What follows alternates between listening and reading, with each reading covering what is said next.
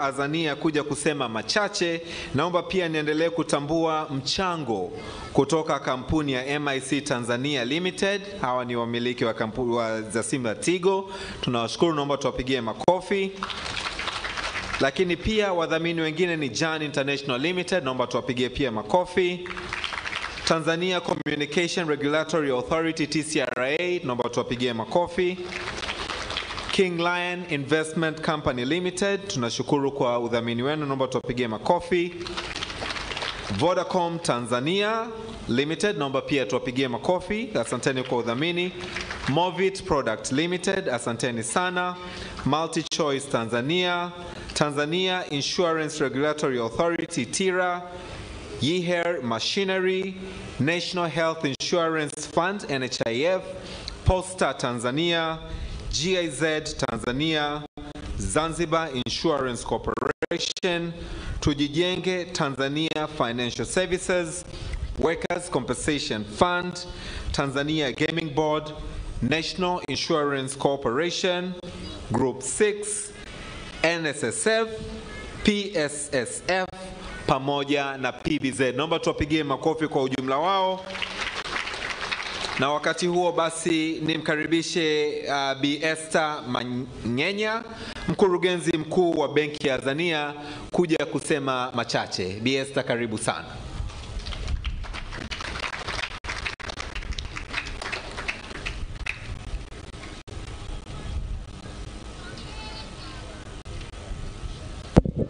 Na mtazamaji, unafuatilia matangazo ya moja kwa moja ya ufunguzi rasmi wa maonesho ya kibiashara kimataifa Dar es Salaam maarufu kama Sabasaba, maonesho ya 46. Na sasa wadhamini wakuu wa maonesho haya ya 46, mkurugenzi mtendaji wa Azania Bank yuko tayari sasa kuweza kusema nasi. Secretary General, the African Continental Free Trade Area, mgeni rasmi Mheshimiwa Dr. Shantu Kijaji, mbunge, waziri wa uwekezaji, viwanda na biashara.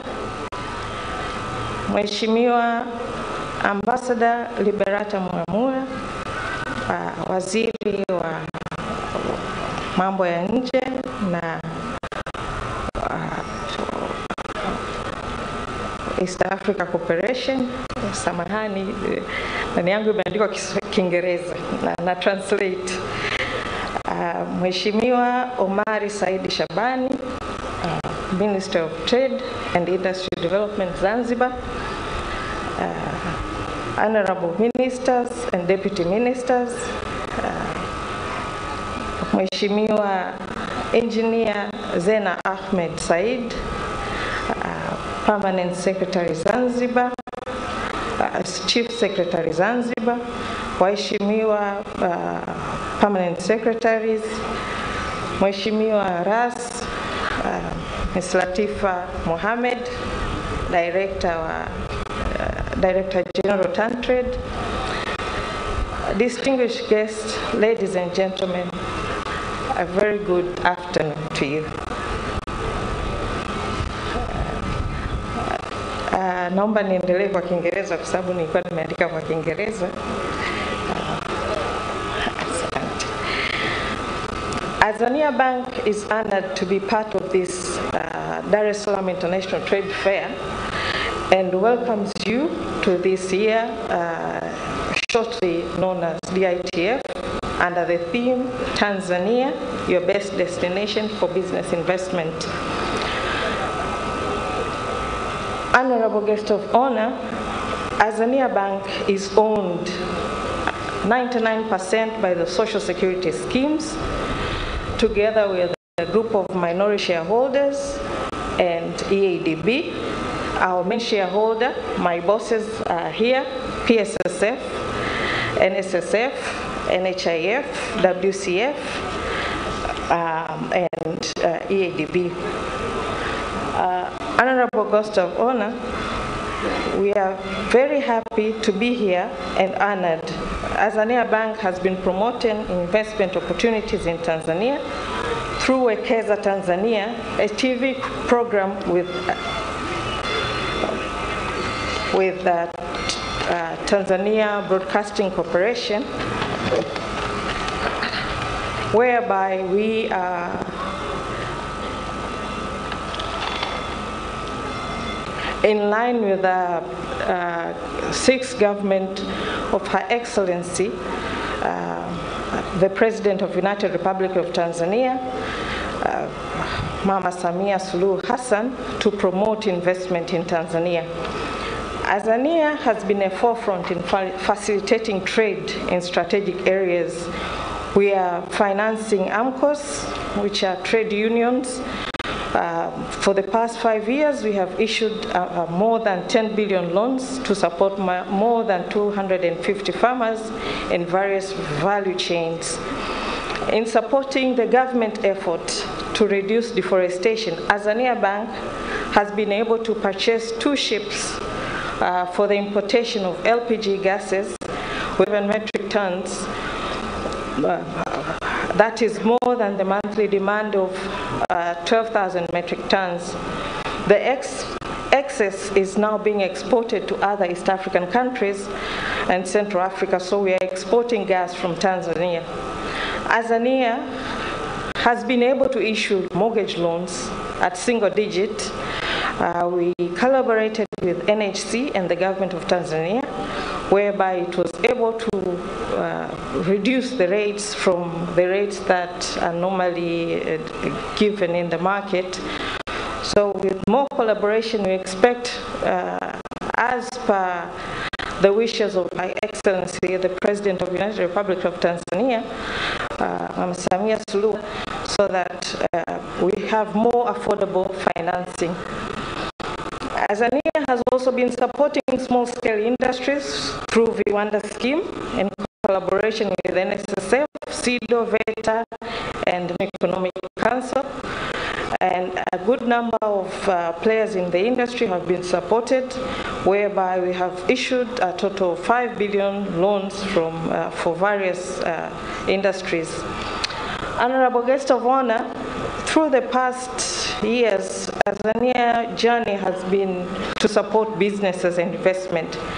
However, in the interest of time, I would like to shorten my speech here, that we would like to collaborate with you in developing, creating a single market for goods and services in order to deepen the economic integration in Africa.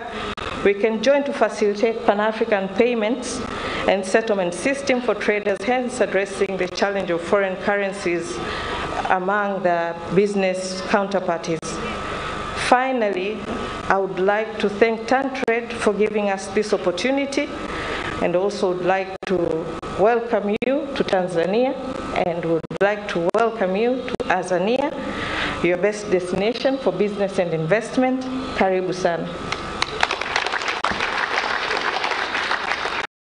Asante sana na tunashukuru sana benki ya Tanzania kwa udhamini wenu mkubwa sana katika maonyesho haya 2022.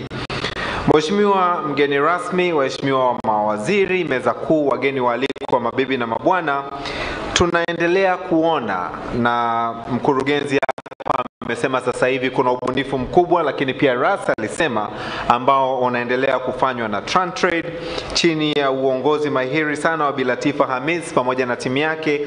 Wamebuni mpango wa watoto ni urithi wetu, wenye kulenga kuandaa watoto vijana na pia kuwarithisha haya ambayo tunayajadili, ili wanapokuja kukua na kufika katika nafasi hizi wasije kuwa wageni katika mambo haya. Naomba nitambue uwepo wa watoto wetu ambao wametoka Tanzania nzima, ikiwemo Zanzibar. Naomba watoto huko mlipo msimame ili tuweze kuwapigia makofi. Naomba tuwapigie makofi mengi sana. Asanteni sana. Tuketi.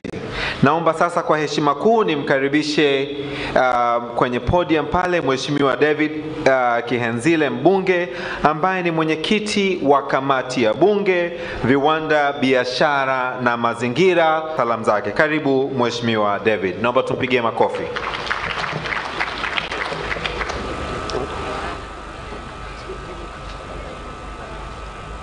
Mheshimiwa Katibu Mkuu, wa African Continental Free Trade Area ambaye ndio mgeni rasmi wetu, Mheshimiwa Waziri wetu wa Uwekezaji, Viwanda na Biashara, mama yetu mchapakazi sana, Daktari Ashatu Kijaji, Mheshimiwa Waziri wetu wa Mambo ya Nje, Balozi Liberata Mulamula, Mheshimiwa CS, Katibu Mkuu wetu kiongozi kutoka Zanzibar, Engineer Zena, lakini bila kumsahau mwenyeji wetu Katibu Tawala wa Mkoa ambaye pia anamwakilisha mkuu wetu wa mkoa, waheshimiwa viongozi wote, manaibu wa waziri, Mheshimiwa Kigae, Mheshimiwa Kiruswa, lakini Mheshimiwa waziri wetu wa Zanzibar, rafiki yangu Mari, Mheshimiwa naibu waziri, pamoja na viongozi wote. Mimi jukumu langu ni moja tu na ni fupi, kutoa salamu za kamati. Lakini naomba kabla sijatoa salamu za kamati, nimpokee salamu za kiongozi wetu mkuu wa mhimili, Mheshimiwa Spika wa Bunge la Jamhuri ya Muungano wa Tanzania, Daktari Tulia Ackson. Anawasalimuni sana nyote mlioko hapa na anawapongezeni kwa maandalizi mazuri ya tukio la leo. Lakini pili, fanya kazi ya pili ya kutambulisha kamati. Pamoja na kwamba imetambulishwa, mimi kama kiongozi nina wajibu wa kuwatambulisha. Tunaye Mheshimiwa Eric James Shigongo, makamu mwenyekiti wa kamati yetu, asimame. Pia tunao wajumbe wa kamati. Kwa sababu ya muda nitaomba wasimame tu kwa umoja wao kwa sababu nipo hapa kwa niaba yao. Hii ni sehemu ya wawakilishi wa kamati yetu. Naomba mketi. Pia tunao secretariat wako pale, kinafanywa hususan maandalizi ya shughuli hii ya leo, ambapo tumepokea taarifa kwamba zaidi ya wafanyabiashara au makampuni 3000 wameshiriki. Pongeza dhati sana. Lakini pia tunapongeza kazi ambayo inaendelea kufanywa kwanza na wizara yetu katika kuboresha mazingira ya biashara nchini. Lakini msukumo, maono, uelekeo unaoonyeshwa na kiongozi wa nchi, Rais wetu Samia Suluhu Hassan, ambaye tumeelezwa kutoka nchi ya 15 miaka miwili nyuma katika Afrika kwenye mataifa ya kufanya biashara tumeingia top 10. Tumeeleza ziara hizi fupi za kwenda Dubai, kwenda Oman na kadhalika zimeattract zaidi ya trilioni 18.5. Tumeelezwa uwekezaji umeongezeka maradufu zaidi. Hii ni kazi inayotokana na mwadiplomasia namba moja, kuamua kuset vision na kuamua kuisimamia. Kuset vision jambo la kwanza, lakini kuisimamia jambo muhimu sana. Kwa hiyo tunapongeza serikali kama bunge.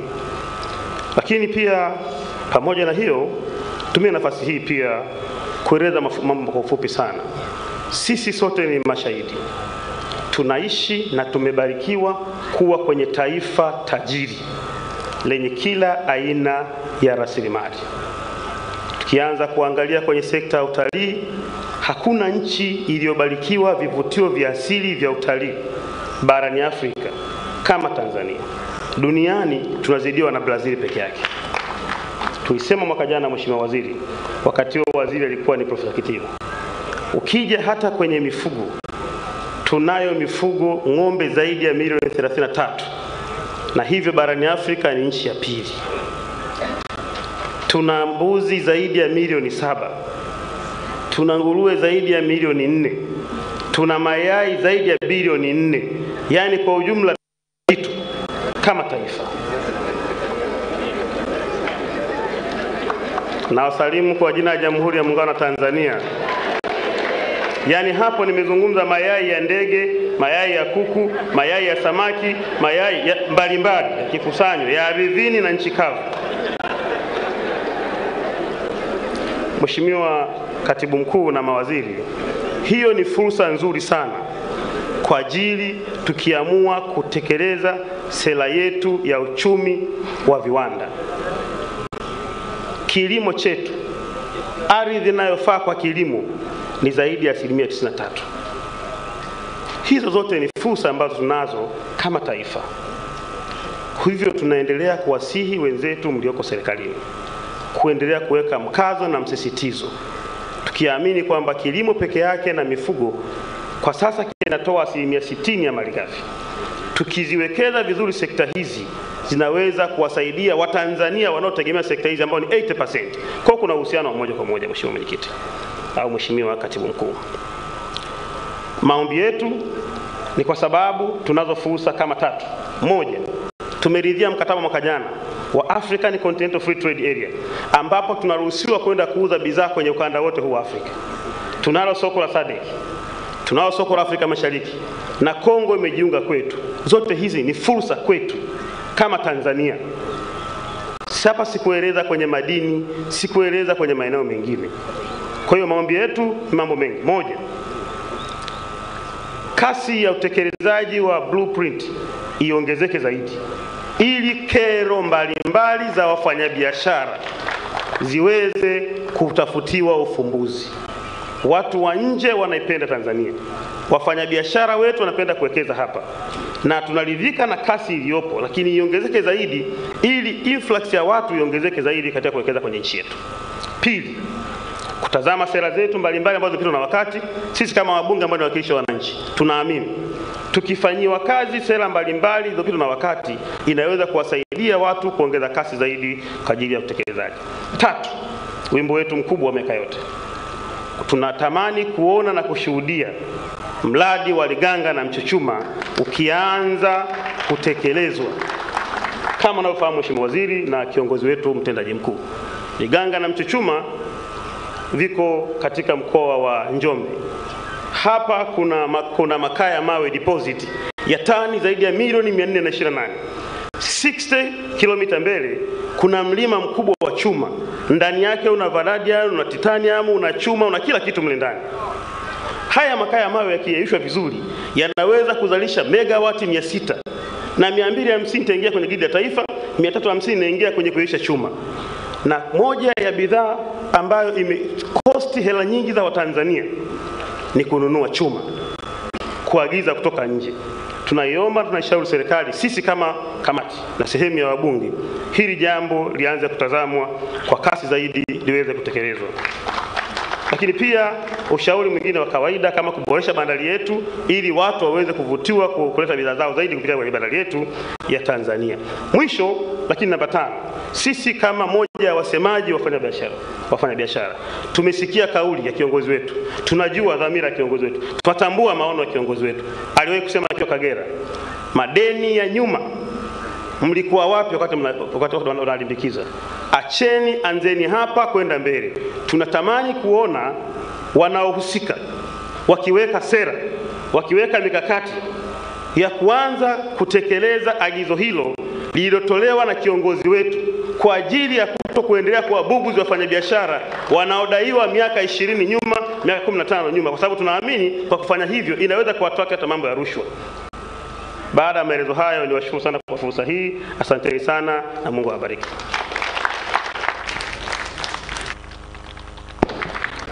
Naomba tumpigie makofi mengi sana. Na pia tumpongeze yeye pamoja na kamati yake kwa kazi nzuri ambayo wanaendelea kuifanya bungeni, tukiwa tunaamini hayo na mengine ambayo pia sisi tutayaleta kule yataenda sambamba.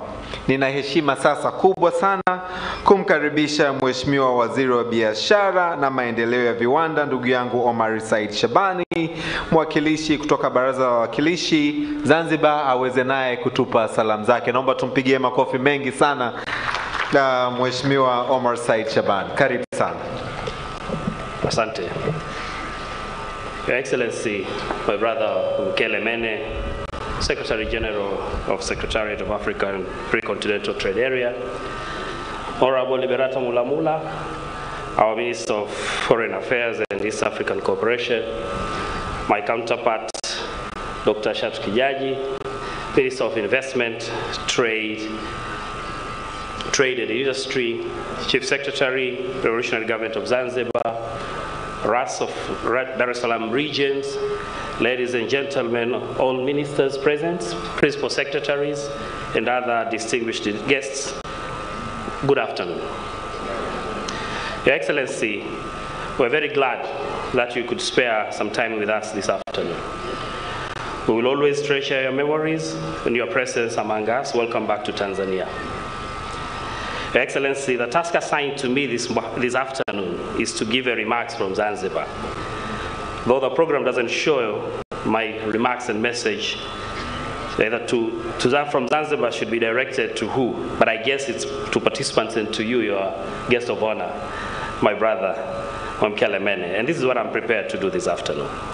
Let me begin my message from Zanzibar to participants in TANTRADE.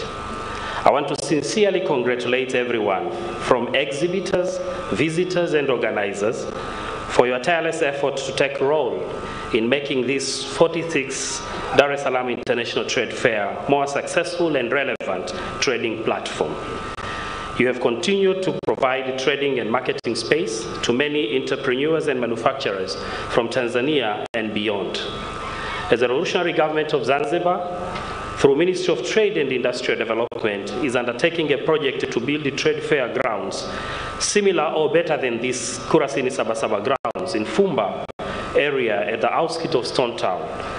We shall continue to learn and take a leaf from your long-time experience and participants here present to work with my ministry through Department of Trade and Marketing as we embark our journey to build the Zanzibar International Trade Fair grounds in Fumba. My special thanks and congratulations to you, Honorable Minister Shatu Kijaji, and Director General of TANTRADE, Mrs. Latifa Hamis, for your able leadership and taking a front seat, driving toward the cross-border trade within and outside Africa. You have continued to prove to many of us that women can deliver.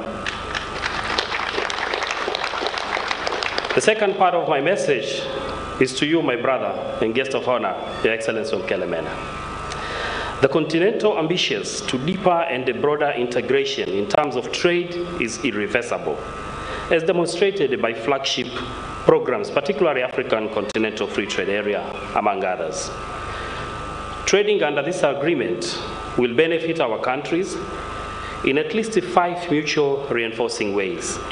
It's a much larger market whose free flows of goods and services will help to maintain and spur economic growth, will serve as an impetus for investment in our cross-border infrastructure.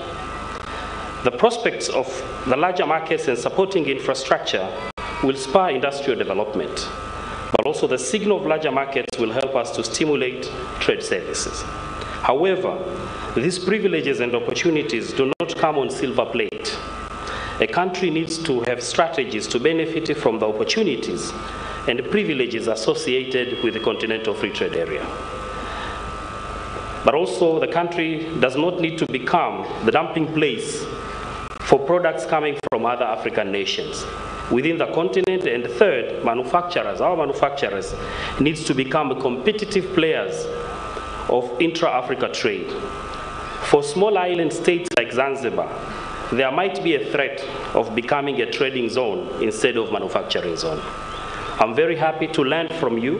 Last time you paid a courtesy visit to His Excellency Dr. Hussein Ali Mwinyi, the President of Zanzibar and Chairman of Revolutionary Council, that the Secretariat of Africa Free Continental Free Trade Area is putting consideration on how small island development states can be integrated to enjoy fully potential associated with agreement.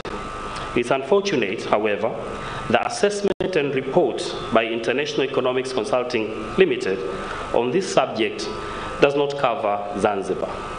My humble prayer to you, Your Excellency, is for the Secretariat to commission the same study to assess Zanzibar, taking into consideration a political and governmental structure of United Republic of Tanzania. I thank you for your kind attention.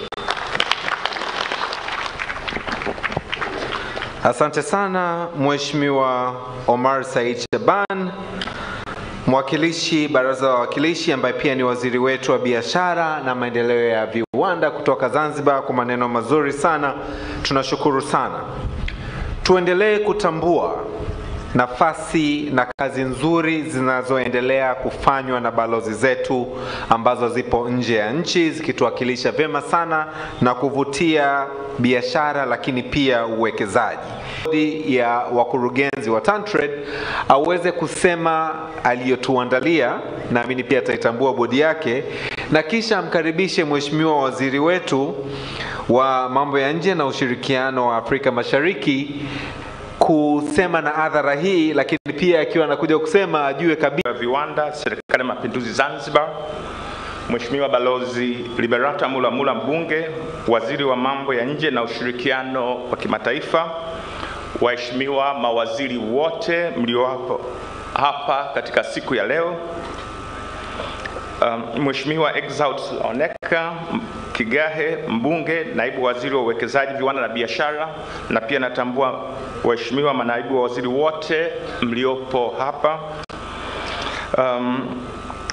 Mheshimiwa David Kianzile mbunge na mwenyekiti wa kamati ya bunge, viwanda, biashara na mazingira.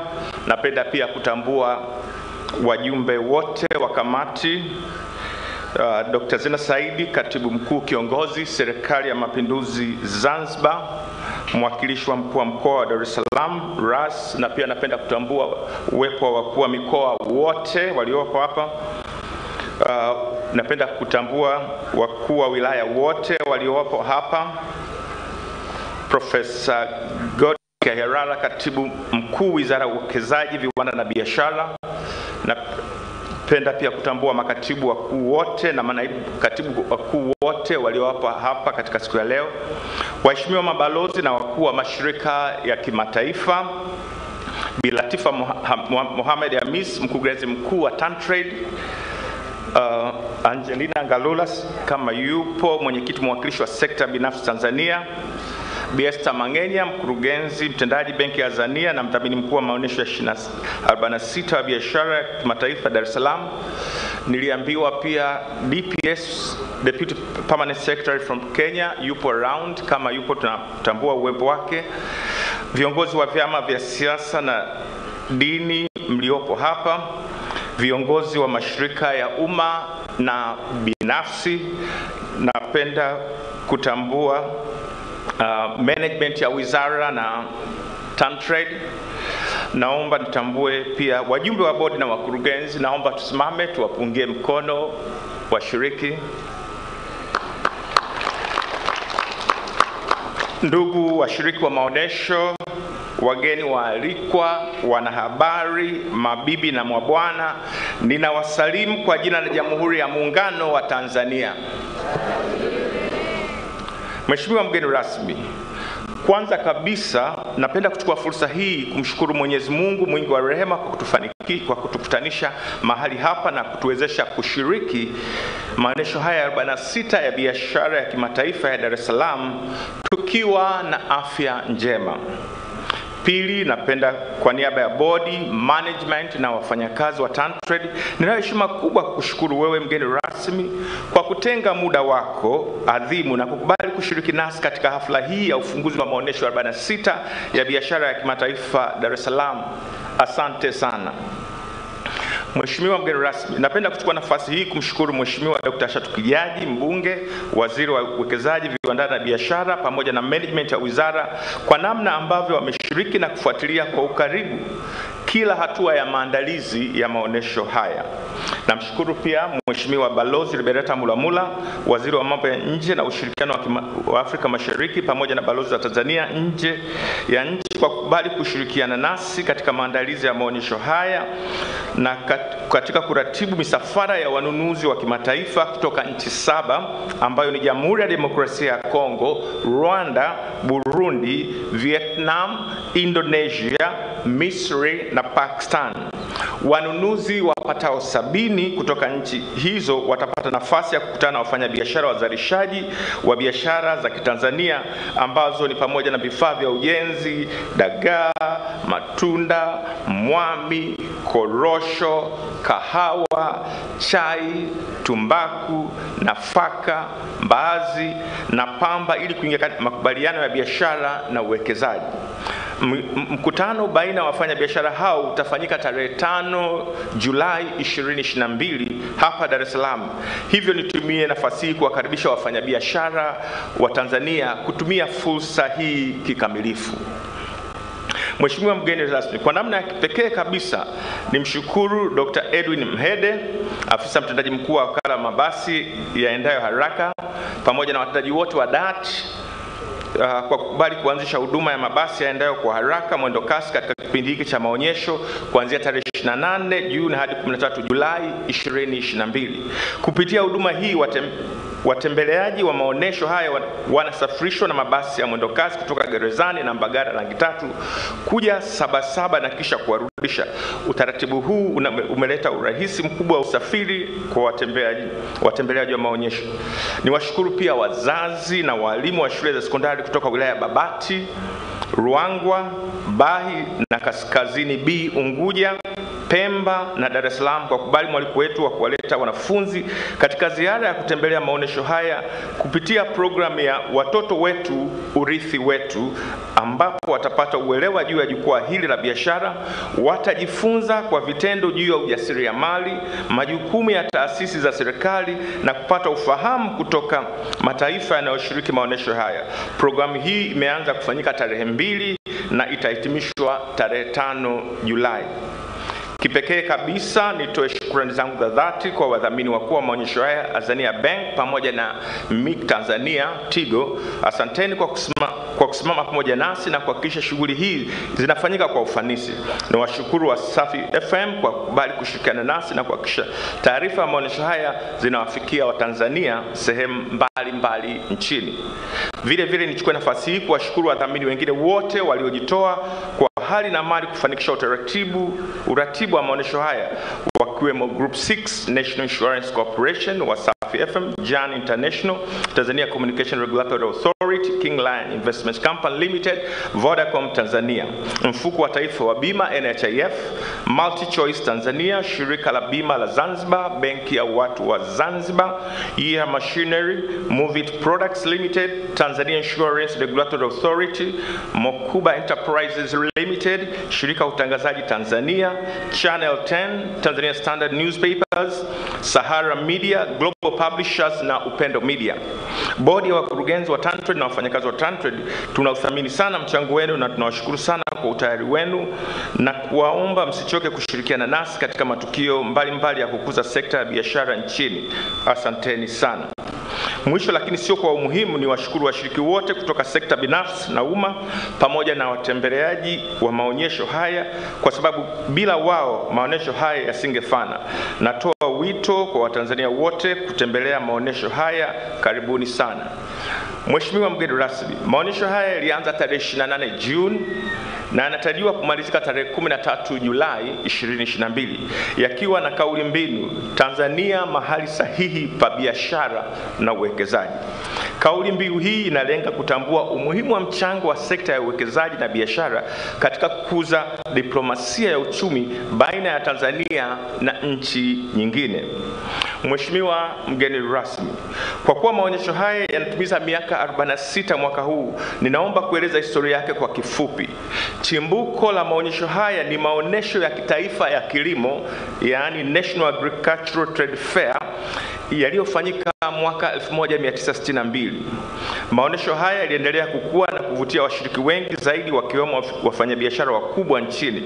Mwaka 1963 maonyesho ya kitaifa ya kilimo yalibadilishwa jina na kuitwa Maonesho ya Biashara, ambayo yalikuwa yanaratibiwa na iliyokuwa Wizara ya Biashara na Ushirika, na kufunguliwa rasmi na baba wa taifa, rais wa kwanza wa Tanzania, Mwalimu Julius Kambarage Nyerere.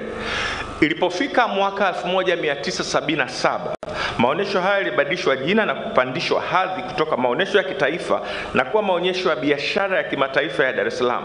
Maonesho ya biashara ya kimataifa yaliendelea kuandaliwa na wizara hadi ilipofika mwaka 1980, ambapo uandaaji wa maonyesho haya ulikasimiwa kwa halmashauri ya biashara ya nje, yani Board of External Trade, ambayo sasa ni TanTrade.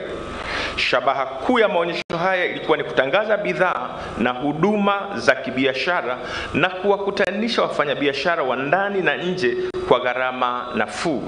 Halmashauri ya biashara ya nje iliendelea kufanya maboresho mbalimbali katika utaratibu na usimamizi wa maonyesho hayo, na ilipofika mwaka 1996 maonyesho haya ilitambuliwa rasmi na taasisi inayosimamia ubora wa maonyesho makubwa duniani, Universal Trade Fair International, kwa kifupi UFI.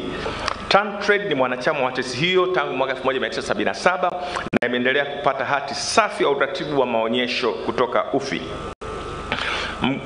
Mheshimiwa mgeni rasmi, pamoja na jukumu la kusimamia sekta ya maonesho nchini, TanTrade ambayo ni taasisi ya muungano inatekeleza majukumu mengine ya kukuza na kuendeleza biashara, kusimamia mifumo ya biashara, kuimarisha intelijensia ya masoko, kutoa taarifa za biashara na masoko, kuimarisha biashara mipakani na kujenga uwezo wa sekta ndogo ya biashara.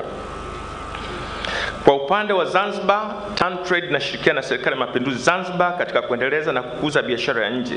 Mathalan, kwa upande wa uendelezaji wa bidhaa imejikita kwenye sekta kipaumbele kama vile karafuu, mwami na dagaa ili kuzifanya ziwe za ushindani mkubwa katika masoko ya nje.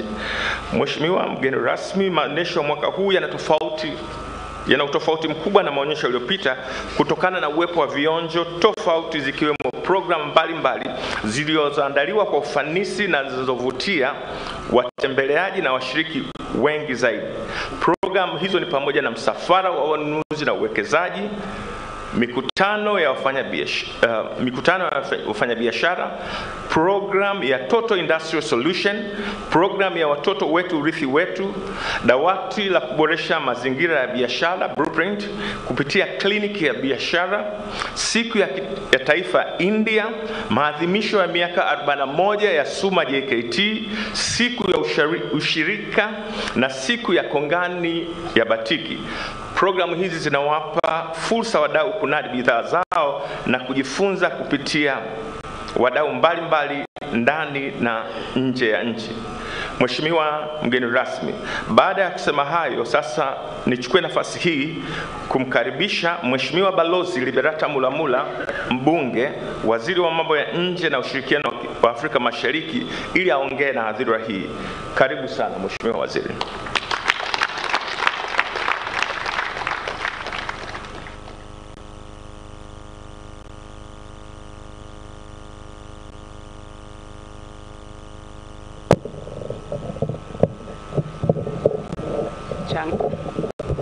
Changamoto.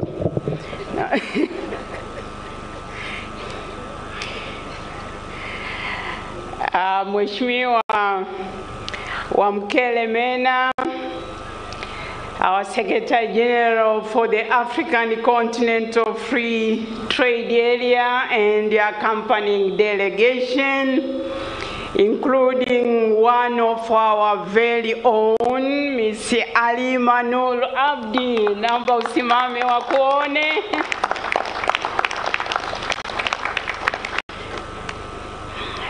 Mheshimiwa Dr. Shatu K. Kijaji, mbunge, na wifi yangu, msiulize kuna jina la kati la K. Waziri wetu wa uwekezaji, viwanda na biashara na mwenyeji wetu Mheshimiwa Omari Saidi Shamani, waziri wa biashara na maendeleo ya viwanda wa Serikali ya Mapinduzi ya Zanzibar, wanamwitaga partner. Mheshimiwa dada yangu Engineer Zena, katibu mkuu kiongozi wa Serikali ya Mapinduzi ya Zanzibar, mwakilishi wa mkuu wa mkoa Bwana Rasi, nimefurahi kukuona. Asante sana kwa kutukaribisha. Waheshimiwa manaibu waziri wote kwa ujumla wenu kutoka Serikali ya Jamhuri ya Muungano wa Tanzania na Serikali ya Mapinduzi ya Zanzibar, naomba kutambua uwepo wenu. Mheshimiwa mwenyekiti wa kamati ya bunge ya viwanda, biashara na mazingira, Mheshimiwa David Kienzile, mbunge, na shukuru umetusemea wote wabunge na waheshimiwa wabunge wote mliopo, makatibu wakuu na watambua uwepo wenu, na manaibu wa katibu wakuu mliopo, watendaji wakuu wa taasisi mbalimbali mliopo, na kushukuru mwenyekiti wa bodi ya wakurugenzi wa TanTrade kwa kutupa historia ya tangu maonyesho haya yalivyoanza na kunikaribisha lakini seme pengine in the silence of your heart tuwakumbuke wakurugenzi watendaji waliotangulia mbele ya haki, na akiwemo Balozi Edwin Rutageruka ambaye alikuwa pia mkurugenzi ambaye ametuondoka hivi karibuni. Lakini tambue na kushukuru sana Bi Latifa kwa kutumakaribisho mazuri, maandalizi mazuri na kuweza kuchukua ikijiti kama mwanamama mashuhuri. Nakupongeza sana. Nimpongeze pia Bi Esther Mangenya, mkurugenzi wa Benki ya Tanzania. Asante sana kwa kutubeba. Natambua kwa umuhimu wa pekee uwepo wa mabalozi wote, Your Excellencies, ambassadors, representative from the diplomatic corps. I'm delighted to see you and thank you for making time to join us this afternoon. Watoto wetu, urithi wetu, na watambua popote mlipo, wanahabari.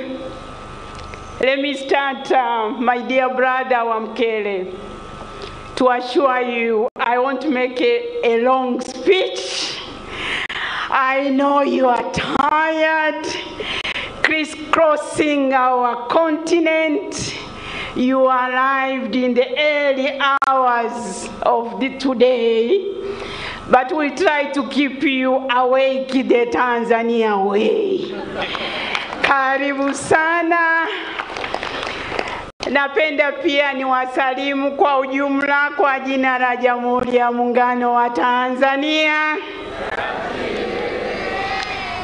Awali ya yote napenda sana kumshukuru Mheshimiwa Waziri Dr. Shatu kwa mwaliko huu adimu. Katika historia ya maonyesho haya, nadhani ni mara chache sana kumkumbuka waziri wa mambo ya nje.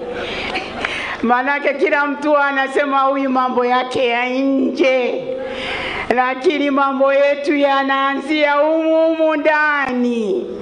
Tukiwa imara na sera yetu ya mambo ya nje inakuwa imara. Nafarijika kuona kwamba matokeo ya ziara ya Mheshimiwa Rais Samia Suluhu Hassan yamezaa matunda. Tuna kampuni zaidi nimesikia 60 kutoka Egypt, na mnakumbuka kwamba Mheshimiwa Rais alitembelea Egypt na kuweza kuhamasisha biashara na uwekezaji. Lakini pia nikiangalia uwanja huu, Mheshimiwa Waziri, inanikumbusha tulivyokuwa vijana, tulikuwa tunakuja huku uwanjani kama outing. Na wakati ule kulikuwa na madisko mpaka kuna kucha. Kwa hiyo mwenyekiti ametupeleka mbali kutukumbusha enzi hizo. Lakini wenye umri wangu watakumbuka pia kwamba tulikuwa tunakuja uwanjani, tunaondoka na masufuria, mabeseni. Huku ndio ilikuwa sehemu ya shopping. Kwa hiyo mimi kuwa hapa kunaniletea kumbukizi za nyuma sana ya uwanja huu. Lakini nashukuru kwamba katika kipindi cha miaka iliyopita mmekuwa mnafanya ubunifu mwaka hadi mwaka. Tunafarijika sana na maonyesho haya. Lakini to my dear brother Wamkele, I think you should move the Secretariat of the African Free Trade Area in Tanzania. You have been in Tanzania more than any other country, but you just left 3 weeks ago. You were in Arusha. 4 weeks ago you were in Zanzibar, and today you are here again. We need to move here. This is where action is. This is where you see trade and investment booming. Kwa hiyo tunakushukuru, wewe ni kiongozi mwenye uzalendo, wewe ni kiongozi ambaye una nia ya dhati ya kupigania Afrika ili iweze kujitegemea kiuchumi kwa kukuza biashara na mauzo ya Afrika ndani na nje ya bara la Afrika. Naomba kwa niaba ya serikali, lakini zaidi kwa niaba ya Wizara ya Mambo ya Nje na Ushirikiano wa Afrika Mashariki, tukukaribishe tena, jisikie upo nyumbani.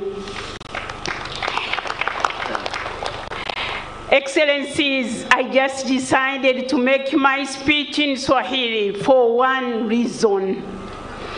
We are celebrating soon on the 7th of July, another Sabasaba will be celebrating Kiswahili Day in the world. Tunasherekea Kiswahili, siku ya Kiswahili duniani. Kwa hiyo Kiswahili kinaanza na mimi. Naona dada yangu Azania Benki kaangaika kweli na Kiswahili. Kwa hiyo naomba uwe mgeni wetu wa heshima katika siku ya Kiswahili duniani. Na utanihakikishia kwamba unaweza kutamka Wizara ya Mambo ya Nje na Ushirikiano wa Afrika Mashariki.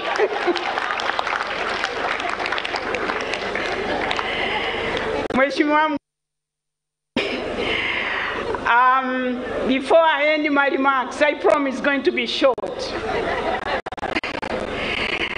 Niwashukuru sana kwa kutupa fursa hii ya kuweza kujumuika na nini siku ya leo. Nimshukuru waziri na timu yako nzima, niwashukuru Tantrade kwa maandalizi mazuri, lakini kumleta kaka yetu wa Mkelemene, tunajisikia kama Wizara ya Mambo ya Nje, nashukuru mmetambua mchango wa mabalozi zetu, wabalozi wetu wako hapa. Nimesikia kuna balozi wetu wamekuja na ujumbe kutoka Algeria, lakini balozi zetu 45 na konseli kuu 5 zinafuatilia na zimejipanga kuhakikisha kuwa tunaendelea kutafuta fursa ya masoko ya bidhaa na huduma zetu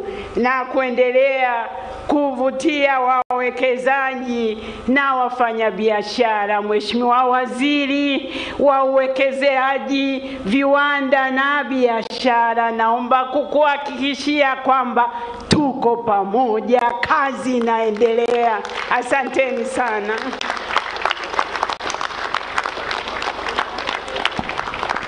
Naomba makofi mengi sana kwa Mheshimiwa Waziri wetu. Nashukuru sana.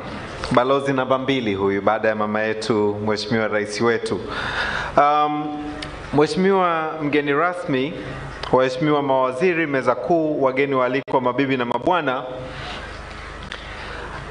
Biashara nyingi ambazo zipo Tanzania, nyingi ni za sekta binafsi, lakini pia wafanyabiashara wadogo. Napenda kipekee kabisa nitambue michango ya mifuko yetu ambayo imeendelea kuwawezesha wafanyabiashara wa sekta binafsi, lakini hawa wadogo ambao pia tutaona au zao. Naomba tupigie makofi mifuko yote ambayo iko hapa. Tunaye mbele yetu hapa mkurugenzi Dr. Masha Mshomba, naomba usimame usalimia hadhara hii, tupungie tu mkono.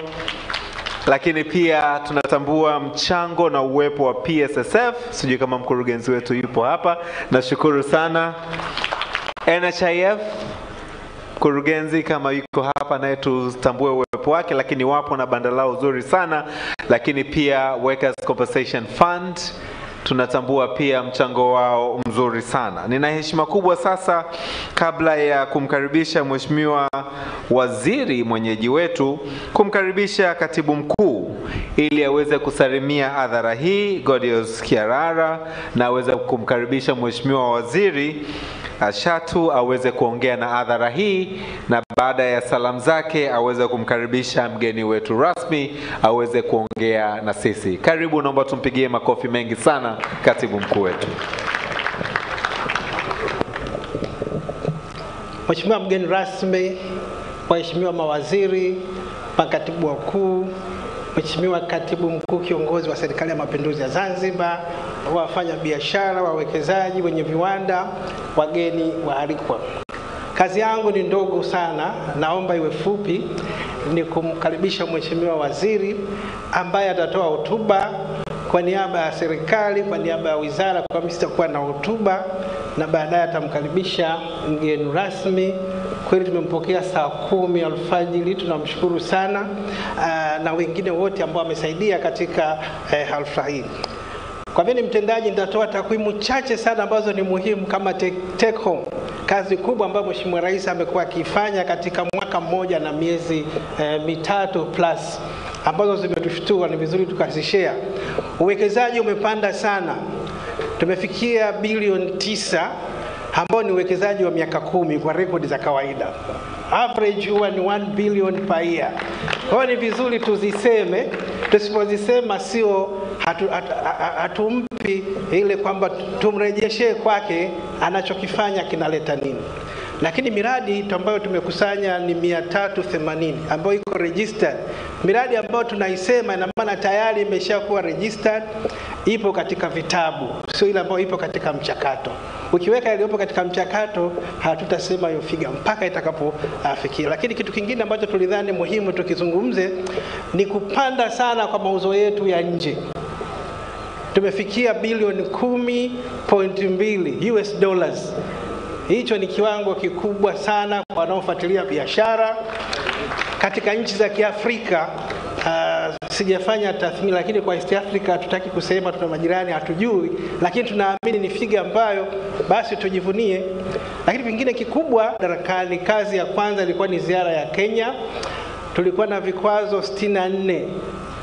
Vimebaki 15 ambavyo na vyenyewe mwezi ujao vinaweza vikaisha vyote. Lakini maana yake nini? Maana yake kubwa, biashara yetu na Kenya imeimarika sana.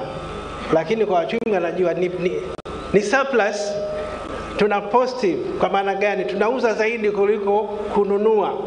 Lakini na volume imepanda.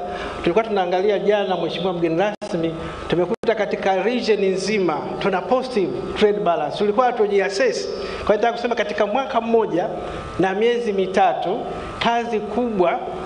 Mheshimiwa Waziri wa Mambo ya Nje amezungumza vizuri. Mheshimiwa Rais katika ziara zake zote, uchumi ni kama ile diplomasia ya kiuchumi, ni kitu ambacho amekibeba. Tumeona aliyotokea kwenye Royal Tour, tumeshazungumza, tutaki kuzungumza, lakini ni makubwa na vitu vingine vinaendelea. Basi kwa hizo takwimu chache, naomba nichukue nafasi hii kukaribisha Mheshimiwa Waziri kwa ajili ya kutoa hotuba na kumkaribisha mgeni rasmi. Asanteni sana.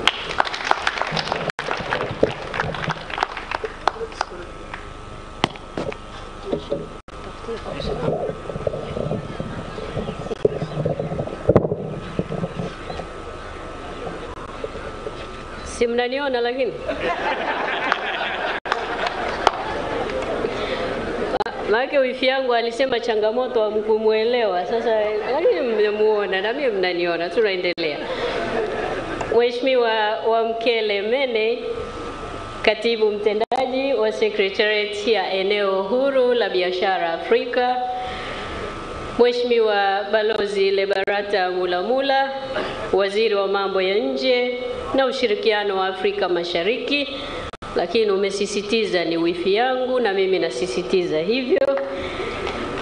Mheshimiwa Omar Said Shaban, pacha wangu kutoka Zanzibar anayeshughulika na Wizara ya Biashara na Maendeleo ya Viwanda katika Serikali ya Mapinduzi Zanzibar, Mheshimiwa Mudrik Ramadhani Soraga, pacha wangu pia kutoka Serikali ya Mapinduzi Zanzibar, waziri anayeshughulika na kazi, uchumi na uwekezaji, Mheshimiwa Exaudi Silaoneka Kigahe, naibu waziri wa uwekezaji, viwanda na biashara, waheshimiwa naibu mawaziri wote ambao mmekuja kuungana nasi siku hii ya leo, tunawashukuru sana na karibuni sana.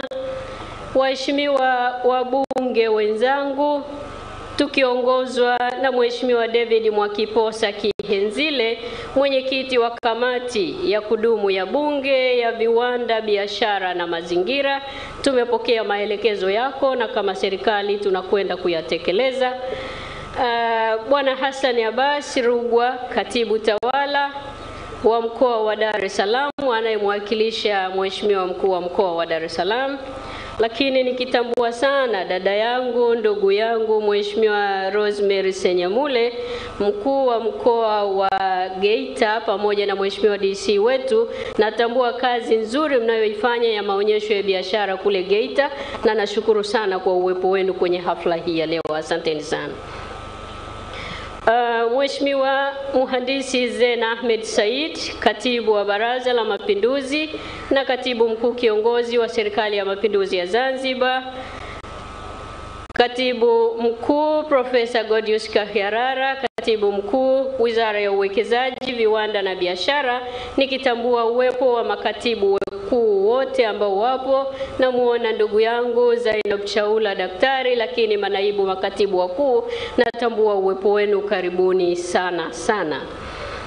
Waheshimiwa mabalozi na wakuu wa mashirika ya kimataifa mlioko nasi mchana wa leo, Profesa Ulingeta Mbamba, mwenyekiti wa bodi ya wakurugenzi ya Tantrade, Bi Latifa Mohamed Khamis, mkurugenzi mkuu wa Tantrade, Bi Esther Mangenya, mkurugenzi mtendaji wa benki ya Azania na mdhamini wetu mkuu wa maonyesho yetu ya 46 ya biashara ya kimataifa ya Dar es Salaam.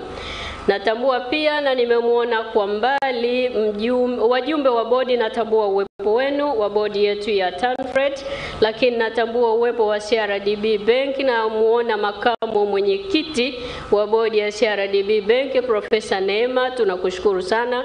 Karibu, tunaendelea kushirikiana kwa pamoja.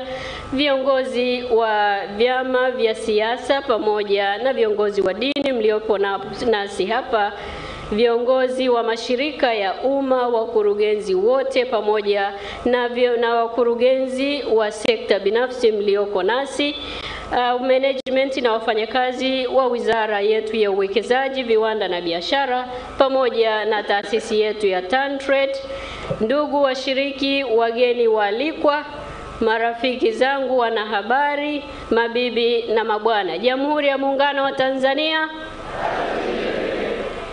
Jamhuri ya Muungano wa Tanzania, kule kwa watoto sijasikia. Jamhuri ya Muungano wa Tanzania. Watoto wamesinzia, naomba muamshe. Jamhuri ya Muungano wa Tanzania. Wako macho, sasa tunakwenda pamoja.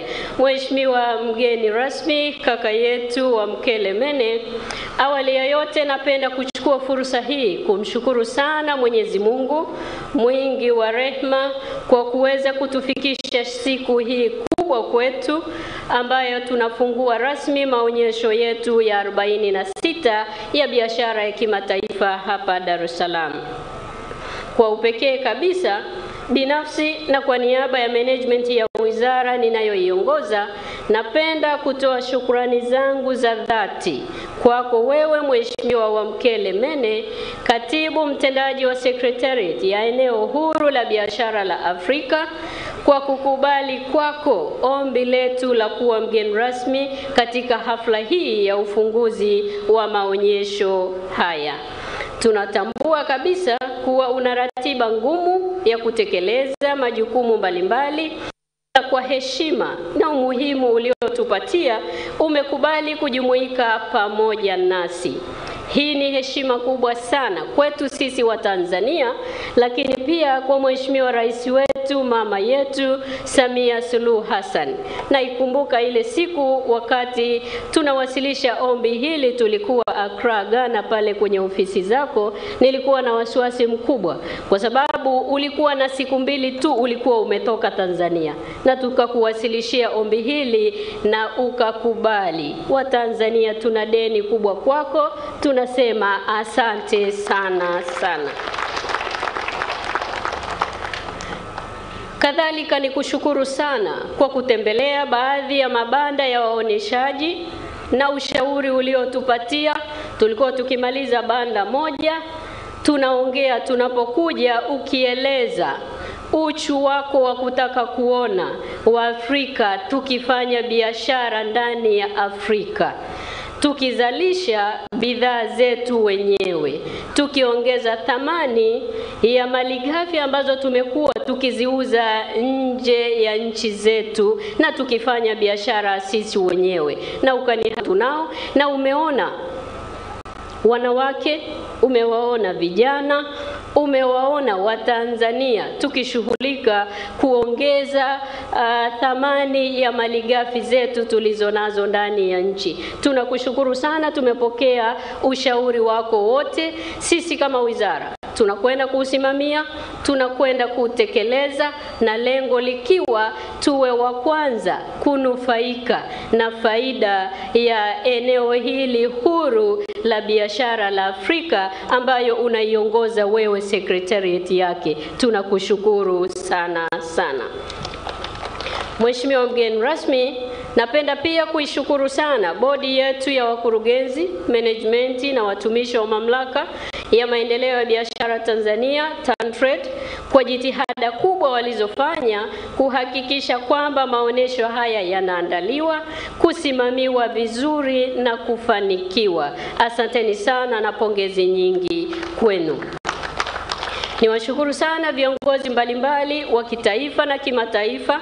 Ninatambua tulikuwa na siku ya Irani pale tarehe 1, tulikuwa na balozi wetu wa Irani ambaye alishiriki nasi kwenye siku ile ya Irani. Kama ilivyoelezwa, maonyesho mwaka huu ni tofauti. Tunataka wote waje wajifunze hapa kwetu Tanzania. Kwa hiyo tunawashukuru wote ambao mmefika, na tunashukuru kwa ushauri ambao mmekuwa mkitupatia, tunaahidi kutekeleza. Kadhalika nivishukuru sana vyombo vya ulinzi na usalama kwa kuhakikisha eneo hili linakuwa salama kwa waoneshaji na watembeleaji katika kipindi chote cha maonyesho. Napenda pia kutoa shukrani zangu kwa wanahabari wetu. Nimekuwa nikifuatilia vyombo vyetu vya habari, taarifa nyingi za habari kila zinapofika mmeweka slot ya kueleza yanayojiri ndani ya maonyesho yetu ya biashara ya kimataifa. Asanteni sana, endeleeni kueleza Afrika, endeleeni kuieleza dunia kwamba Rais Samia Suluhu Hassan yuko tayari kuihudumia Afrika kutoka Tanzania kwa bidhaa zilizokamilika kabisa.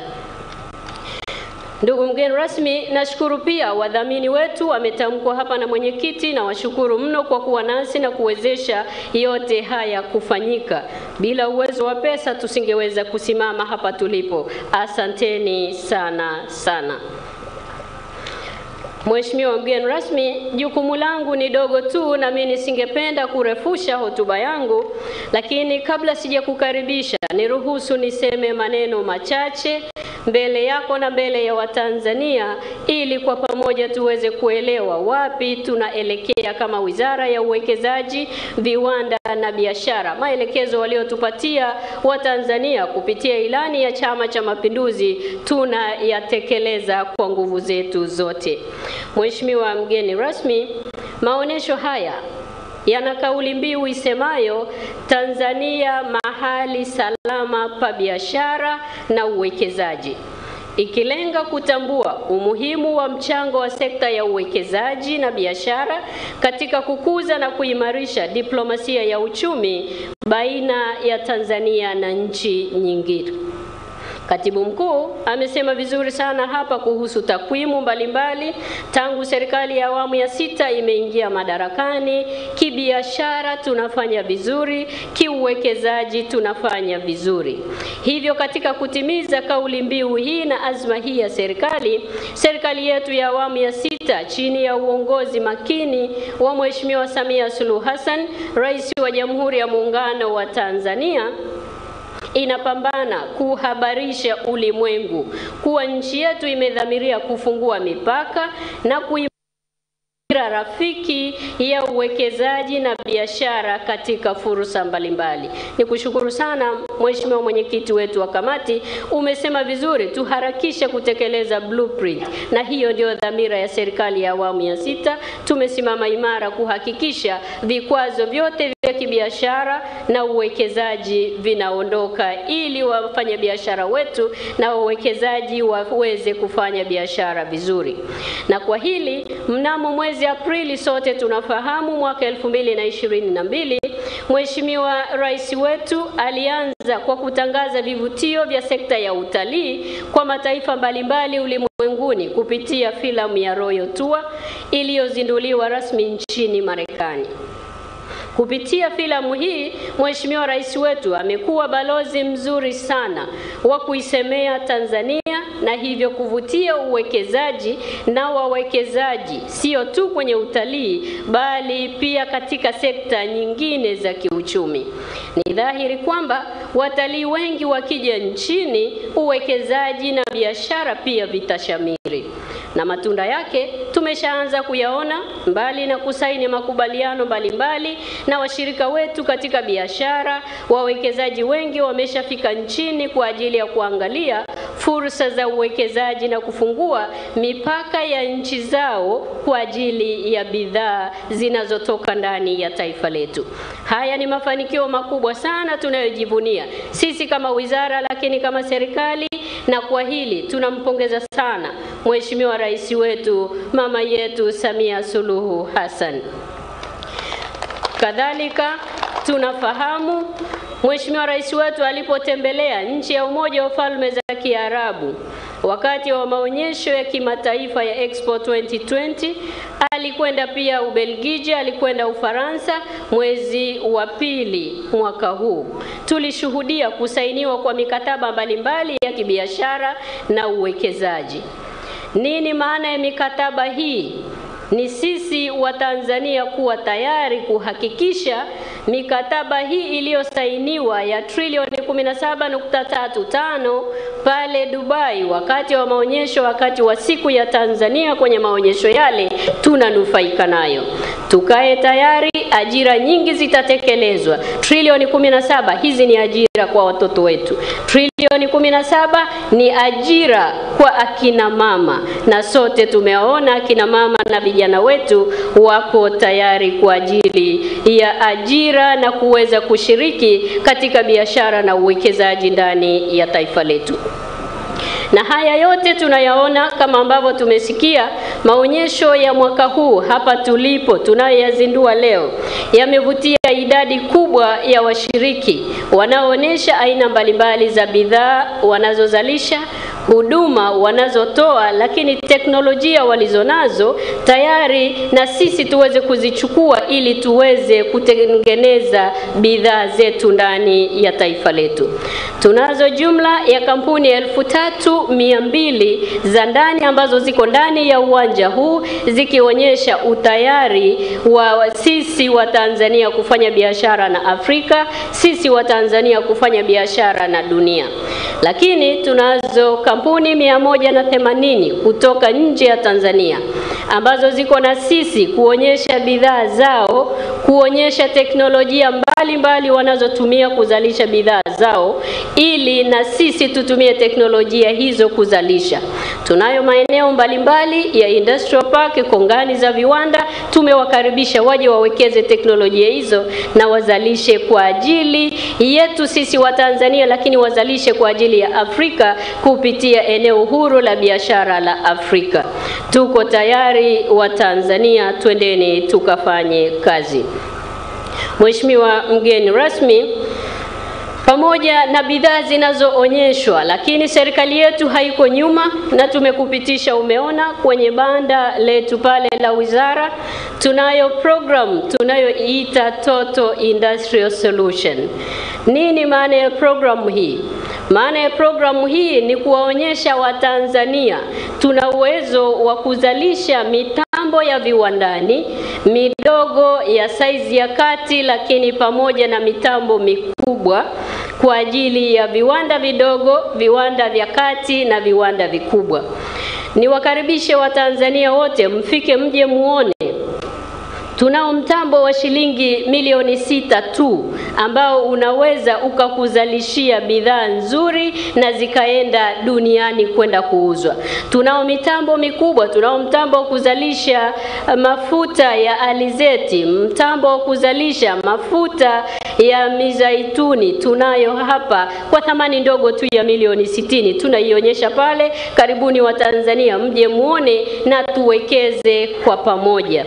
Uwepo wa katibu mtendaji wa eneo huru la biashara la Afrika ni kuja kutuangalia Watanzania. Amesema vizuri mwenyekiti wetu wa kamati ya bunge kwamba tulisaini mkataba wa eneo huru la biashara la Afrika. Bunge limepitisha. Tayari tumeingia nchi 45 na sasa tumefika 54. Utayari wetu ukoje? Ndio maana yuko na sisi leo hapa. Anatupima. Je, tutakuwa sisi ni soko la bidhaa za wenzetu au na sisi tuko tayari kuihudumia dunia kutoka Tanzania? Na serikali ya Mheshimiwa Samia Suluhu Hassan kupitia Wizara ya Uwekezaji, Viwanda na Biashara tunasema tuko tayari, tunatengeneza mitambo hii. Tutashirikiana na sekta binafsi, lakini pia hata serikali tumeanzisha kuona kwamba tuna uwezo wa kuzalisha mitambo, tuna uwezo wa kuzalisha bidhaa zitakazohudumia soko zima la Afrika. Tuko tayari, karibuni tufanye kazi hii. Mheshimiwa mgeni rasmi, tumepita kwa pamoja kwenye mabanda yetu, ukaona wanawake, na sisi tunatambua mchango wa wanawake na vijana kwenye uzalishaji wa bidhaa. Wakati tuko kwenye banda pale la EOTF, niliuliza kwa makusudi kwa wale waliokuwa wanatuonyesha bidhaa zile, mmeshaanza kuuza nje ya nchi? Wakaniambia hapana. Niliuliza makusudi kwa sababu wewe mwenyewe ulisema bidhaa zetu ni nzuri, lakini hatujaanza kwenda kuuza bidhaa zile nje ya nchi.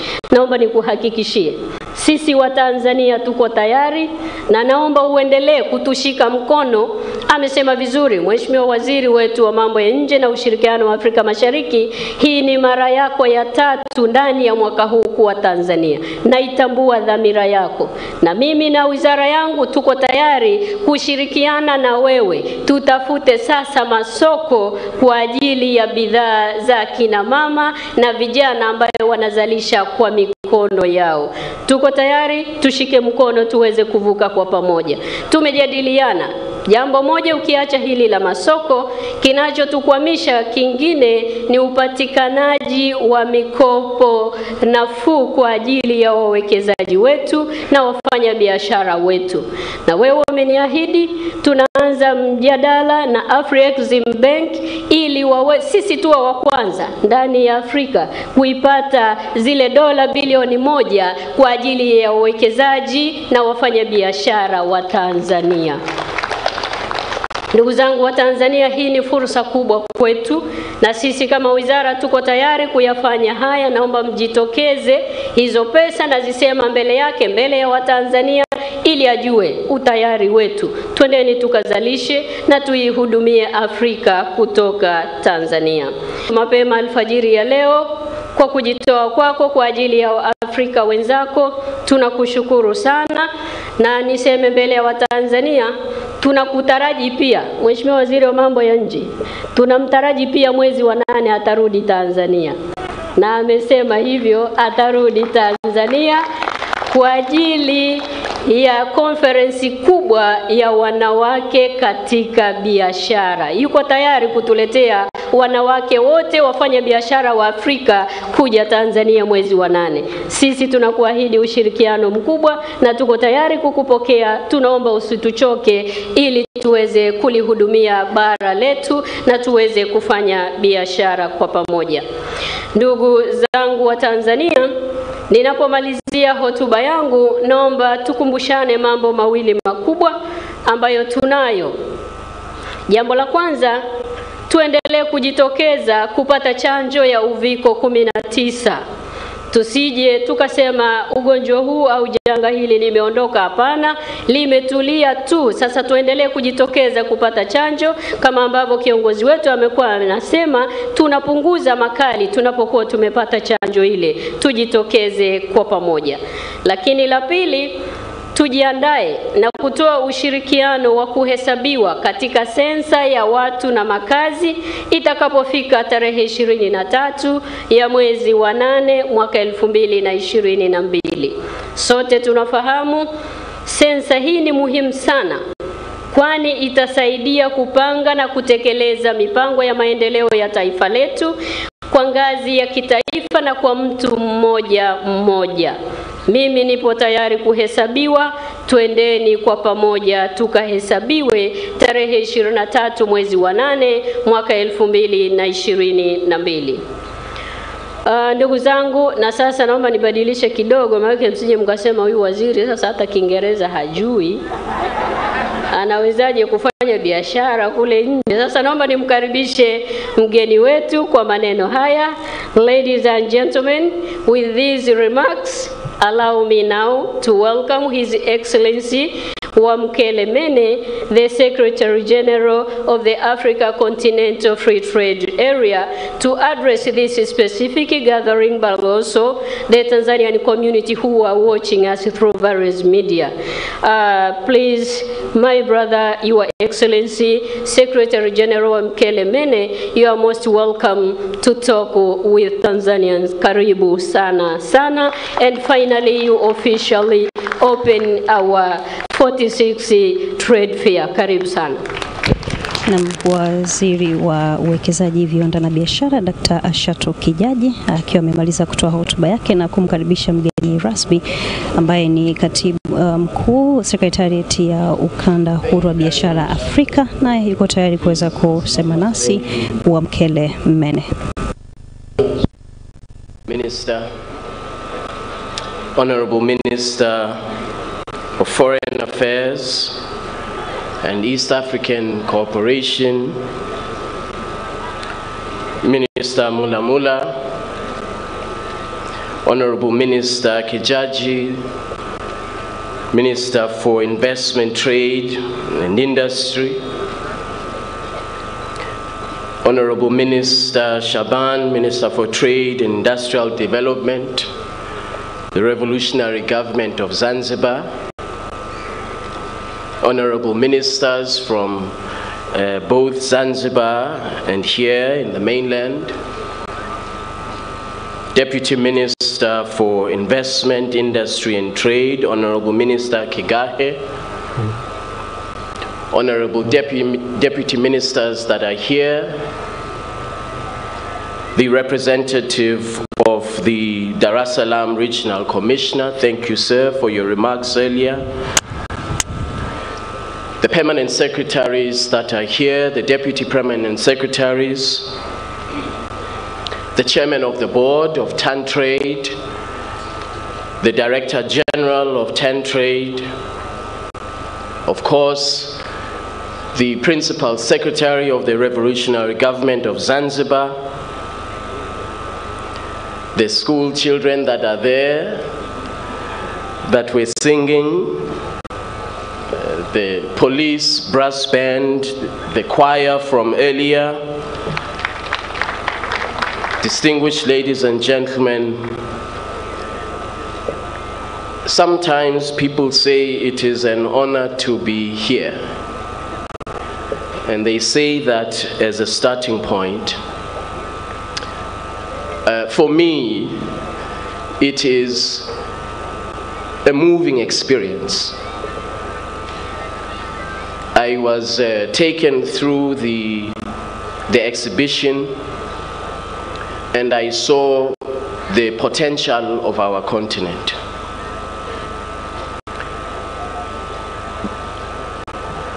People asked me, well, just in less than a year, this is your third visit to the United Republic of Tanzania.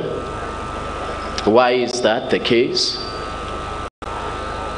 And the answer is simple. It is good leadership, vision, discipline, and determination. And so, through the leadership of Her Excellency President Mama Samia Suluhu Hassan, that is what we see in Tanzania.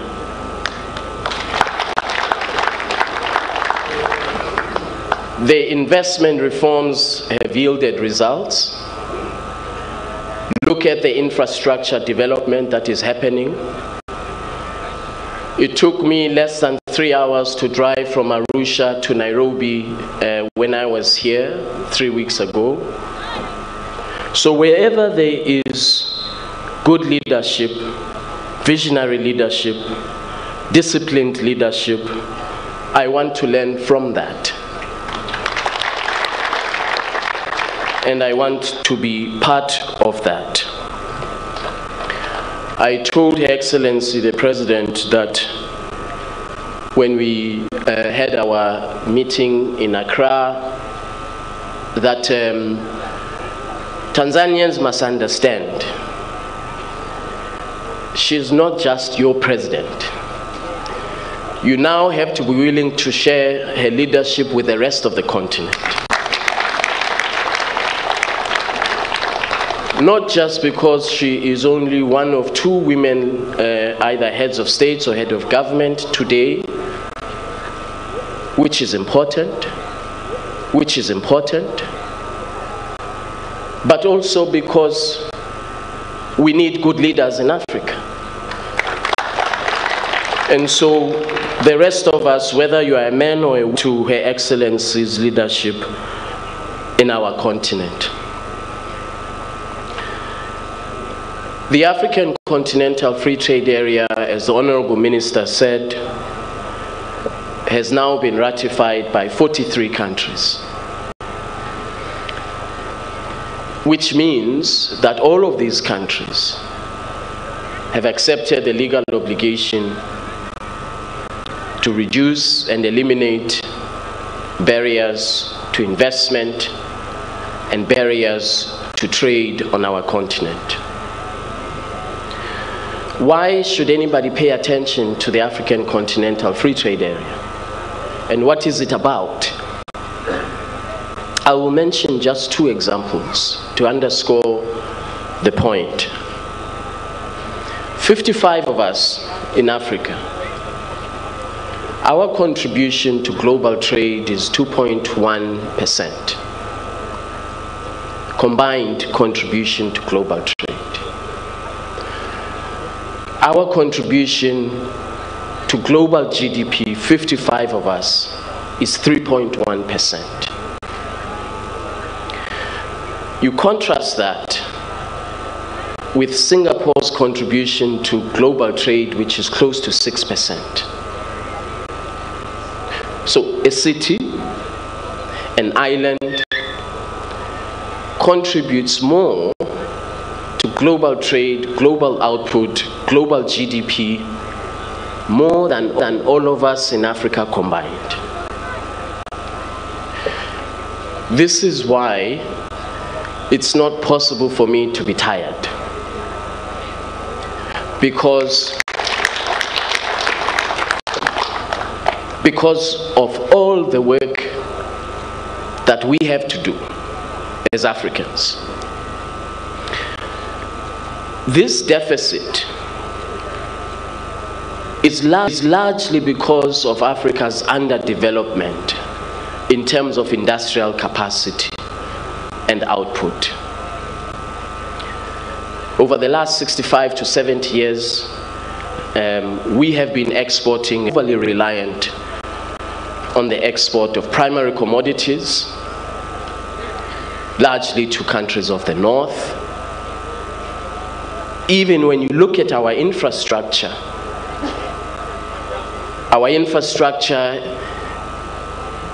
paints a very, very telling picture.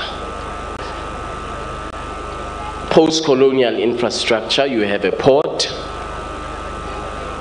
that is directly linked to a mine, extraction of commodities directly from the mine, using the infrastructure to the port and to countries of the north, with zero value addition on the African continent. This is in part why there is this deficit. The second example, which is also why I cannot afford to be tired. 2019, before the pandemic, our continent imported $16 billion worth of pharmaceutical products. $16 billion worth of pharmaceutical products. That means jobs forgone. That means competitiveness forgone. Innovation forgone. Because we are exporting the primary commodity, which is agricultural products, that are used to make pharmaceuticals. And we import the finished product. In 2014, the continent exported $6 billion worth of raw coffee, unprocessed coffee. The global coffee industry, after processing, repackaging, value addition, the global coffee industry is $100 billion. $100 billion industry, which we don't control as Africans.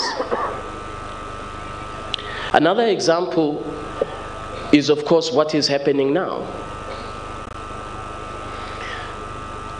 1.3 billion of us, and we claim, correctly so, we claim that we have 60% of the world's arable land, and yet we import wheat, barley, and other cereals from Ukraine. We have 60% of the world's arable land, and yet we import, and there were 1.3 billion of us, and yet we import wheat from Ukraine. So, as President Kagame said, a country of 43 million people is feeding an entire continent of 1.3 billion people. How is that possible? When the COVID pandemic hit our shores as a continent, we did not have the capacity to manufacture germ-killing products, masks, and all the tools that were required to fight the pandemic.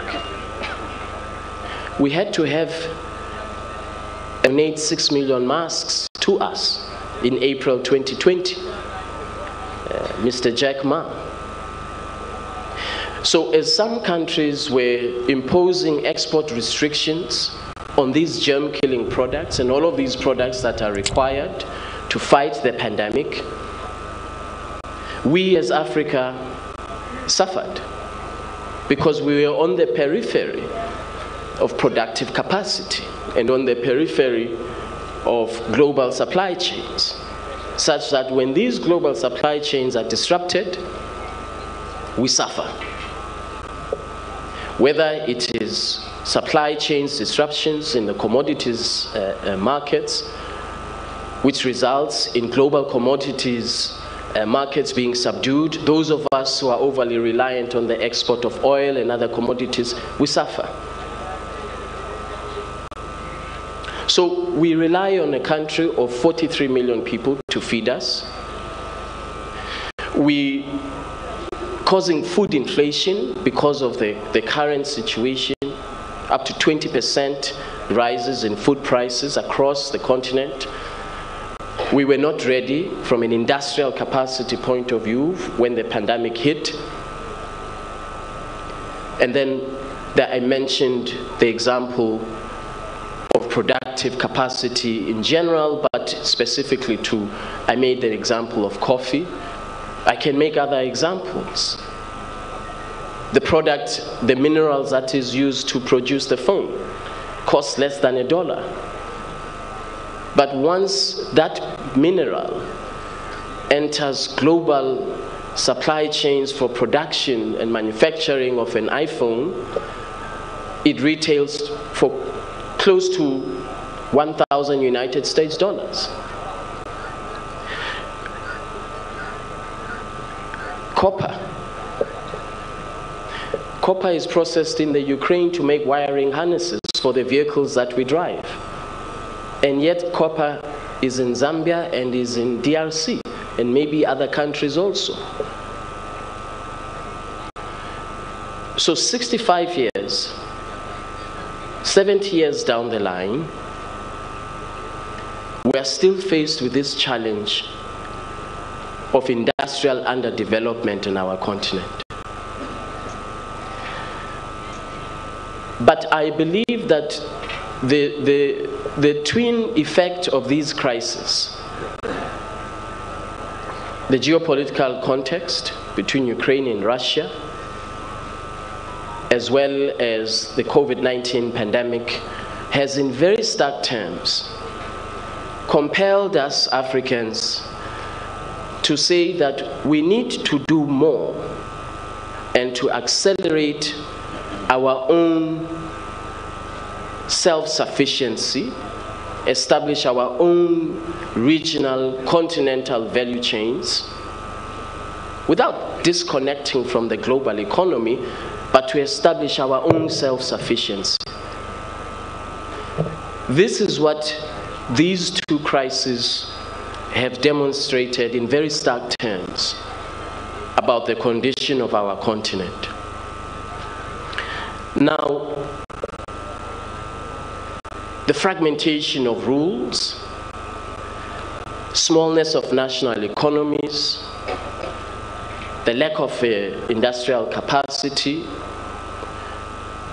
all of these reasons contribute to intra-Africa trade being at only 18%. We trade more with the rest of the world than we trade amongst ourselves as Africans. We are better connected from the point of view of trade patterns with countries of the North than we are amongst ourselves as African countries. And so in the wisdom of the founding mothers and founding fathers of the Organization of African Unity, May 1963, and of course, President Mwalimu Nyerere was one of them.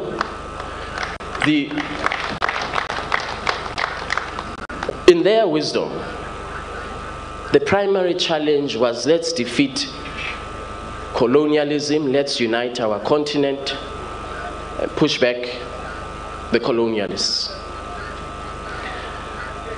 And with the defeat of apartheid in South Africa in 1994, arguably they achieved that objective.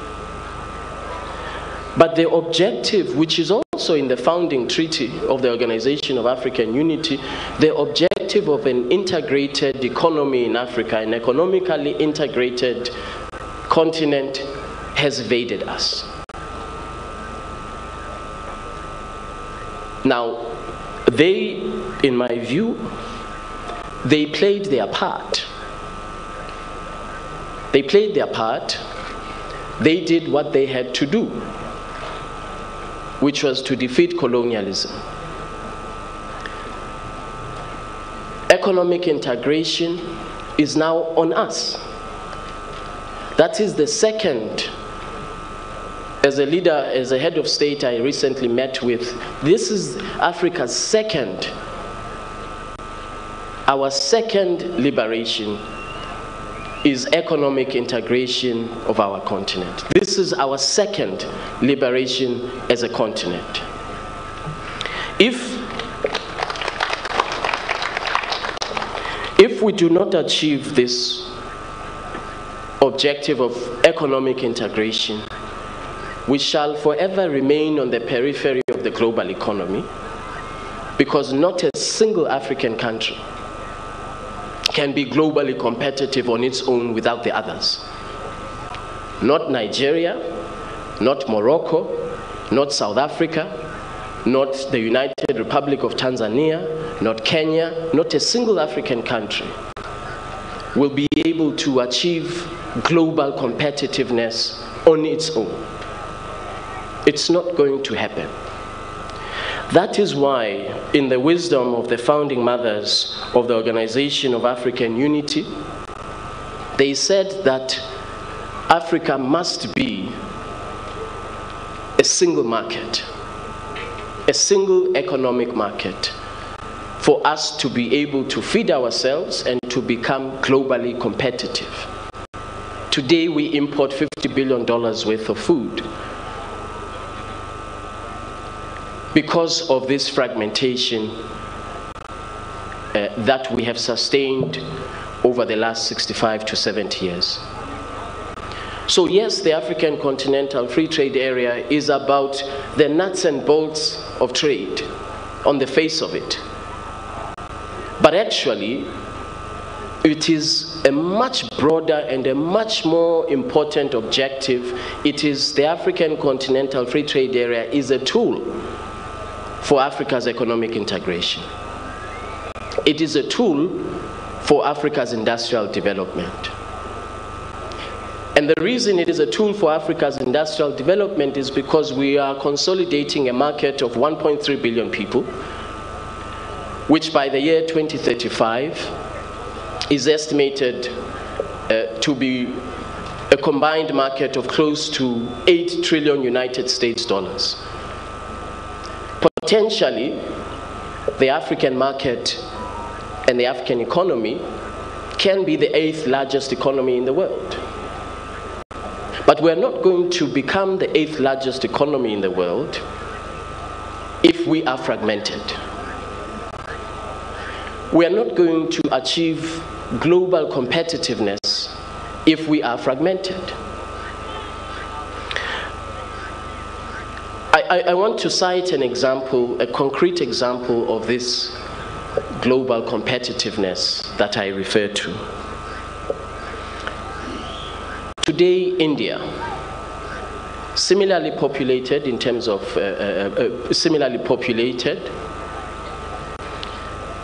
produces 5 million units of vehicles per year, contributing to industrialization, job creation, and innovation. India imports some components of vehicles, but for the most part, it is domestic manufacturing. The African continent produces 750,000 vehicles per year between Morocco and South Africa, for a population of 1.3 billion people. It appears as if it's a deficit, but it's an opportunity actually, because we can establish regional value chains, regional centers of manufacturing excellence, processed copper in Zambia, processed rubber in Liberia, processed leather for leather seats in Ethiopia, catalytic converters in Tanzania. We can establish a truly continental value chain so that by the year 2035 we can also be producing 5 million units of vehicles a year.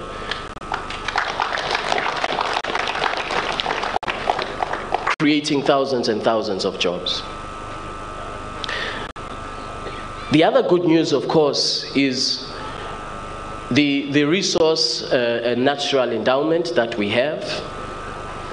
the other resource that we have is young Africans.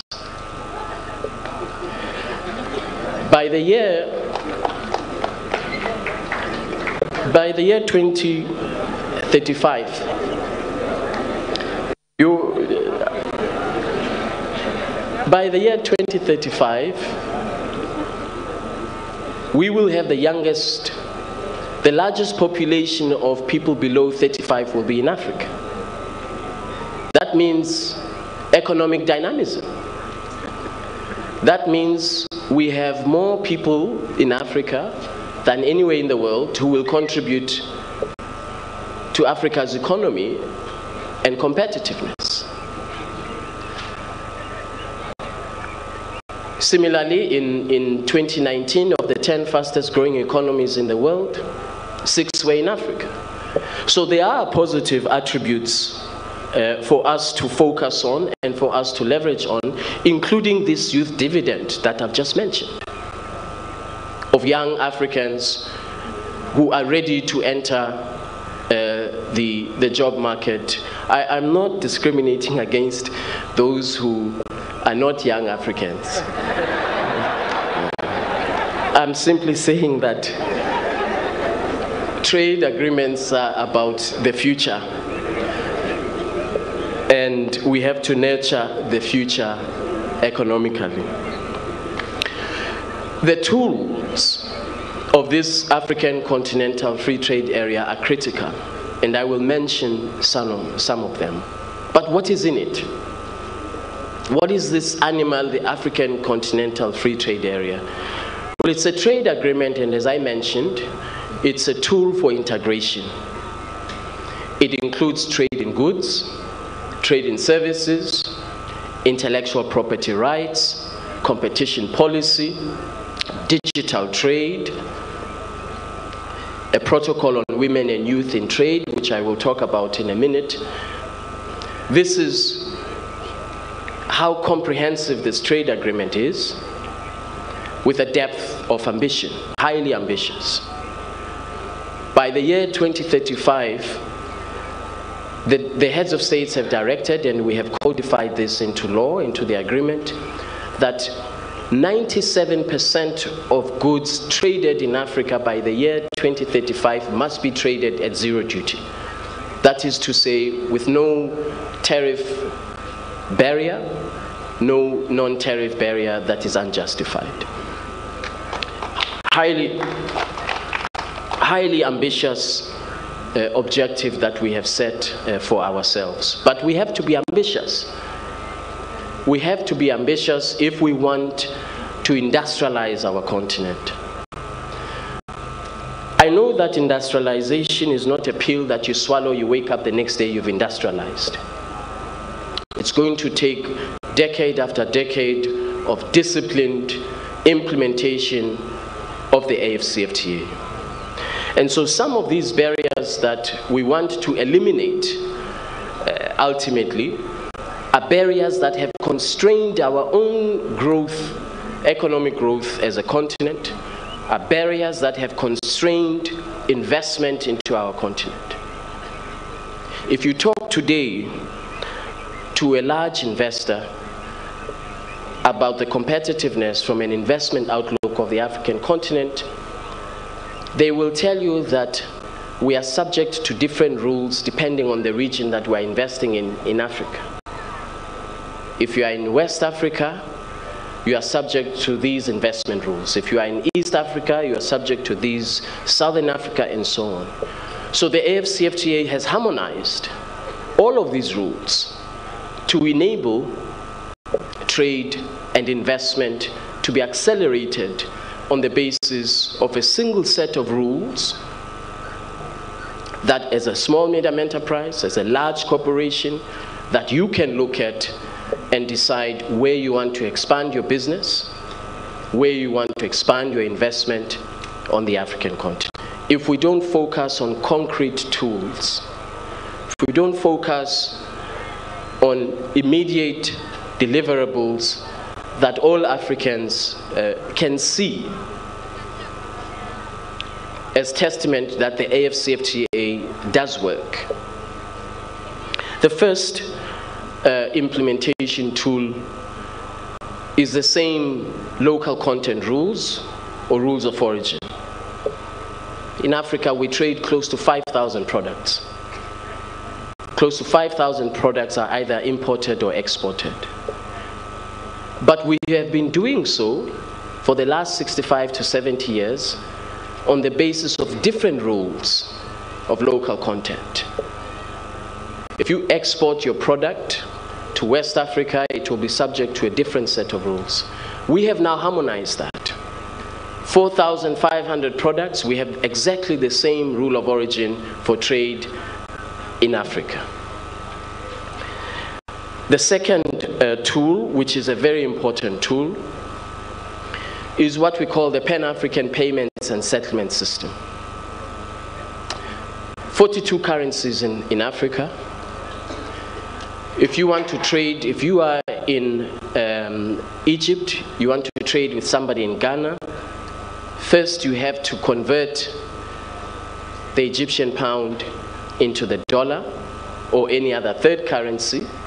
Your counterparty in Ghana receives that third currency, either the euro or the dollar, and then they convert it to the Ghanaian cedi. This cost of currency convertibility amounts to $5 billion annually in Africa. $5 billion is how much it costs us to trade amongst one another in Africa. Just the cost of currency convertibility. So we, working with Afrexim Bank, as the African Continental Free Trade Area, we have provided the legal architecture for the Pan-African Payments and Settlement System. Afrexim Bank has provided the technology for this digital platform for trade. We have launched the Pan-African Payments and Settlement System. Rather, we launched it in January this year. There are, as we speak, 48 commercial banks that are trading and small medium enterprises that are trading on the Pan-African Payments and Settlement System digital platform. And I believe this will increase or enhance inclusivity of trade, particularly small medium enterprises, as well as young entrepreneurs who want to trade across borders, but thus far the cost has been a significant barrier when they want to trade across regions and across countries that have multiple currencies. The other very important tool is Africa Trade Gateway, which again is focused on small medium enterprises and young entrepreneurs to enable interconnectivity of businesses across regions. You will now, as of when we launch it, you will be able to, on a digital platform, to find due diligence information, market intelligence information about the market that you want to enter into, as well as connectivity with a small medium enterprise on another part of the African continent, because we believe these digital trade tools are what will actually enable us to reach our target of doubling intra-Africa trade by the year 2035. We also have the African Continental Free Trade Area Adjustment Fund. And the African Continental Free Trade Area Adjustment Fund is intended to help countries who in the short term will experience revenue losses. As they eliminate tariffs, they will experience revenue losses. And so it is intended to support those countries to implement the trade agreement in a way that will not disrupt the macroeconomic fundamentals of that particular country. It is not going to be intended for the Minister of Finance to say, thank you very much, I will take this for budget support. No. The AFCFTA Adjustment Fund will be intended for direct intervention in a particular sector, productive capacity. So you will be able to say, as a country, our textiles and clothing sector requires recapitalization. modernization of equipment, that adjustment will be available for that. If you say that your workers need to be retrained from this sector of the economy to be deployed in another sector of the economy, that is what the AFCFTA Adjustment Fund is for. And I'm happy to report to you that I am not talking about something in the future. I am talking about $1 billion that is available as we speak for countries, $1 billion that we mobilized through Afreximbank. The board of Afreximbank approved. This $1 billion is available as we speak. We will mobilize up to $10 billion so that all countries can have access and all sectors can have access to the fund. It is available for implementation of the AFCFTA. The other important tool, as I draw to a close, is the Trade Finance Facility. Today, in our continent, over 70% of jobs are in the small medium sector.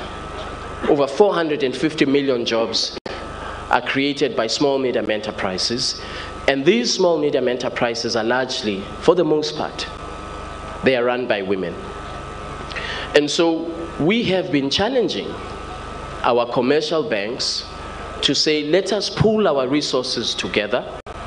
Let us create an AFCFTA trade finance facility which will be specifically targeted for small medium enterprises that want to trade under the AFCFTA. We are pushing very hard with our partners to make this particular trade finance facility a reality by the end of the year, so that we can truly give meaning to the African Continental Free Trade Area, and that it is not something that appeals only to the large corporations on the African continent, but that also small medium enterprises become part of revolutionizing the economy and the face of the economy of Africa. The last tool I would mention, which is critical also for implementation of the AFCFTA, is a protocol on women and youth in trade. We have across the continent very laudable aspirations about benefits of trade being spread. Not only large corporations, they should benefit, but not only large corporations, but that trade must be inclusive. We must see young people benefiting from trade, benefiting from continental trade, expanding their businesses. We must see this 70% job creation by small medium enterprises that are led by women. We must see that becoming a reality, not just aspirational. And so that is why the Assembly of Heads of States and Government directed us that we must develop a protocol on women and youth in trade in the implementation of the AFCFTA, so that these aspirations that we talk about, the fact that by the turn of the century, 10 billion people in the world, 5 billion will be in Africa, half of those will be young Africans, that we don't just talk about this aspirationally, but that we codify these aspirations for affirmative action for small medium enterprises. We codify these aspirations into legally binding obligations. And that is why this protocol on women and youth in trade is so critical. And I asked Her Excellency President Hassan if she could be the champion for women and youth in trade. As a matter of fact, I ambushed her. I asked her in the middle of my speech on a stage, and so she could not say no. That is why we will be bringing that conference here to Dar es Salaam. The conference on women and youth in trade, so that we don't just talk and lament, but we find concrete solutions. For example, one of the things that is concrete that can be included in the protocol is if you are a small medium enterprise, you are in Dar es Salaam, you are in Tanzania, you want to trade with someone in Nigeria, the duty that is applicable to you should be much less than a duty applicable to a large corporation.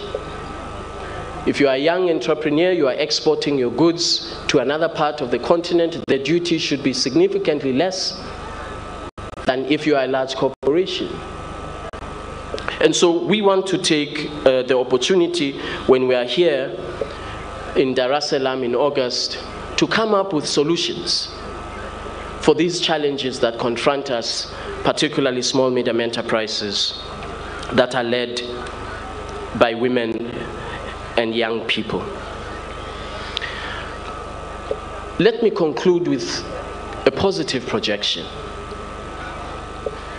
The World Bank projected that where we implement this agreement, by the year 2035, Africa stands an opportunity, and it's an opportunity. We have the potential to lift 30 million Africans out of abject poverty, 70 million Africans out of moderate poverty, increase intra-Africa trade by 80%, increase Africa's income by over $450 billion, and more importantly, according to their projections, create opportunities through the AfCFTA, create opportunities for small medium enterprises that are led by women, closing the gender salary gap. These are very positive projections, very encouraging projections about the potential of our continent, but they are not going to happen on their own, of course. They won't happen by chance.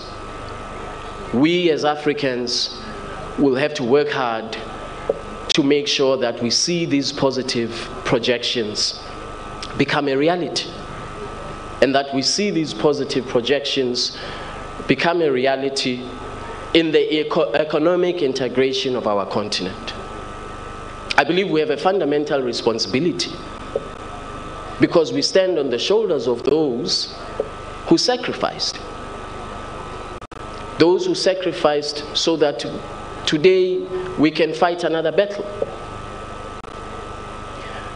So, Honorable Minister said, I was tired. Yes, I was tired when I arrived at 3 a.m. And here, let me tell you, you know what my own government says, and the government is my wife. She says that when I say I have to travel, I have to work, and I say because there are people who died, who gave up their lives so that we can be free. And so that we can pursue these objectives. She looks at me and she says to me, Wamkele, please, you are no Nelson Mandela. But the point I try to make is that all of us have a responsibility to lift up our continent. Nobody is going to do it for us. No one is going to industrialize our continent but ourselves. No one is going to create investment opportunities in our continent but ourselves. And so this trade fair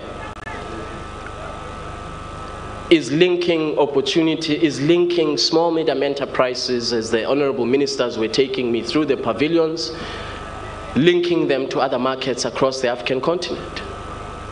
That is what it is about. The competitiveness, the value-added products that I saw there, this is the opportunity in a trade fair such as this one to explore other markets. We have agreed that we will look into financing opportunities from our development finance institutions here in Africa, so that the AfCFTA does indeed become a reality.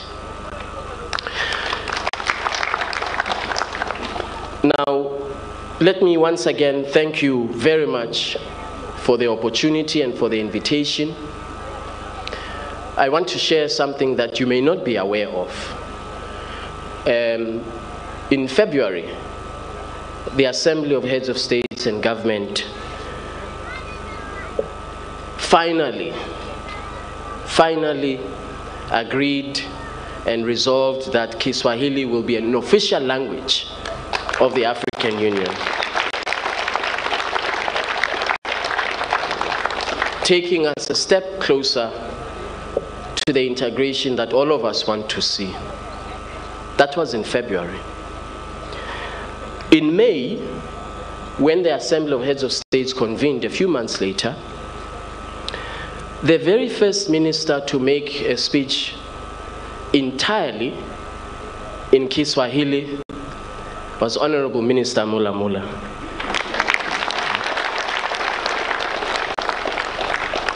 So I may not be here on the 7th of July, but I know that the entire continent will be observing and watching, because Kiswahili is a language that is a critical pillar of our integration, now has the credit that it deserves to be recognized as an official language of the African Union. I am still working on my language, isiXhosa, to become an official language of the African Union. But I'm sure it's going to take a long time because only 10 million people speak my language. But until then, we will leverage on Kiswahili to make sure that we have an African language in the African Union. Thank you very much. Our guest of honor, before you kindly take your seat, may I request you and eneo huru la biashara barani Afrika, ambaye amesema mengi tangu aliposimama na hotuba yake akaitoa kwa lugha ya Kiingereza. Nitakujuza hapo baadaye machache miongoni mwa yale aliyoyasema, lakini sasa tufuatilie ufunguzi rasmi wa maonesho haya ya 46 ya kibiashara Dar es Salaam maarufu Sabasaba. Ili tuweze kusherekea uzinduzi huu wa kipekee kabisa. Naomba mgeni rasmi please stay at the center and naomba tumzunguke sasa. Asante sana. I'll count, I'll do a countdown from 3 to 1, and then when it's 1, you press that, we all applause, and that will be the momentous launch. So, maonyesho 46 ya kimataifa ya biashara jijini Dar es Salaam. Tunasherehekea, tunafurahia. 3, 3, 2, 1, ladies and gentlemen.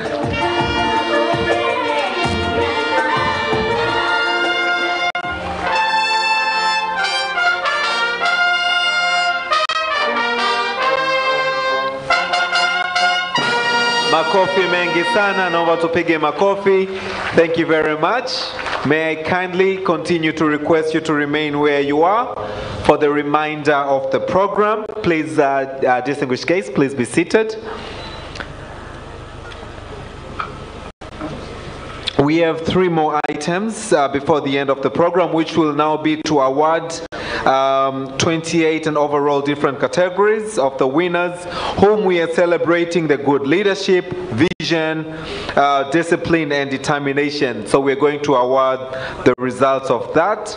And then we have a token of appreciation, our dear guest, Your Excellency Wamkele, that is from Tanzania to you, and then 5 categories of group pictures, and then we will allow you to go back to the airport. I understand, in the interest of time, I now would like to call upon the winners.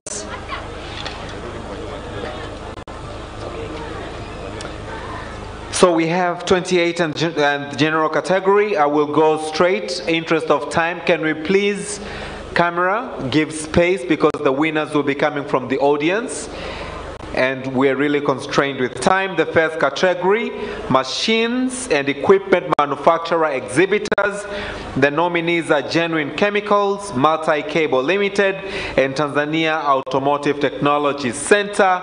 Ladies and gentlemen, I'm happy to announce the winner, who is Multi-Cable Limited. Naomba tumpigie makofi aje achukue tuzo yake. Multi-Cable.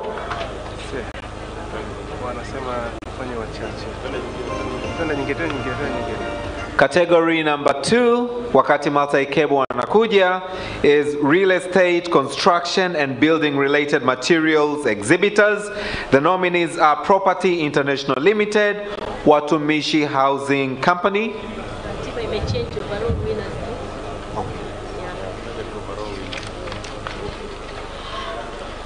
Because of the interest of time, and since our guest of honor has to head to the airport straight away, we're only going to present the category of the overall winning Tanzania Exhibitors 2022. The nominees are Azania Bank Limited, Asas Dairy Limited, Institute of Accountancy Arusha. Guest of honor, honorable ministers, distinguished guests, ladies and gentlemen, I'm happy to announce Azania Banking Limited as the overall winning Tanzania exhibitor for the year 2022.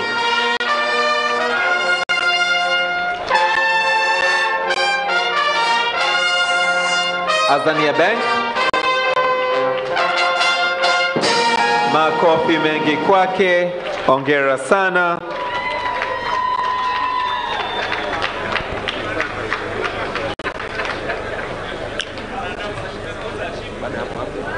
Naomba sasa, distinguished guests, we're going to give you a token of appreciation.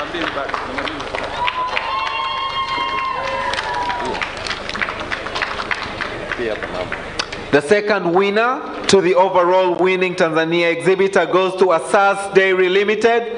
Asas Dairy Limited, the second winner for the overall winning Tanzania exhibitor. And may I call the third, as Asas Limited is coming, who is Institute of Accountancy in Arusha. Naomba makofi mengi kwao, brass band.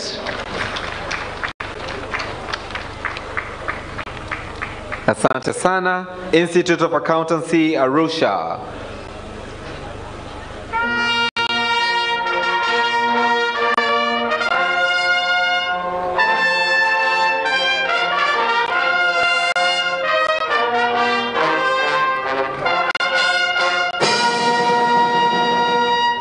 Asante sana. Our dear guests, kindly accept a token of appreciation from Tanzania. Asante sana.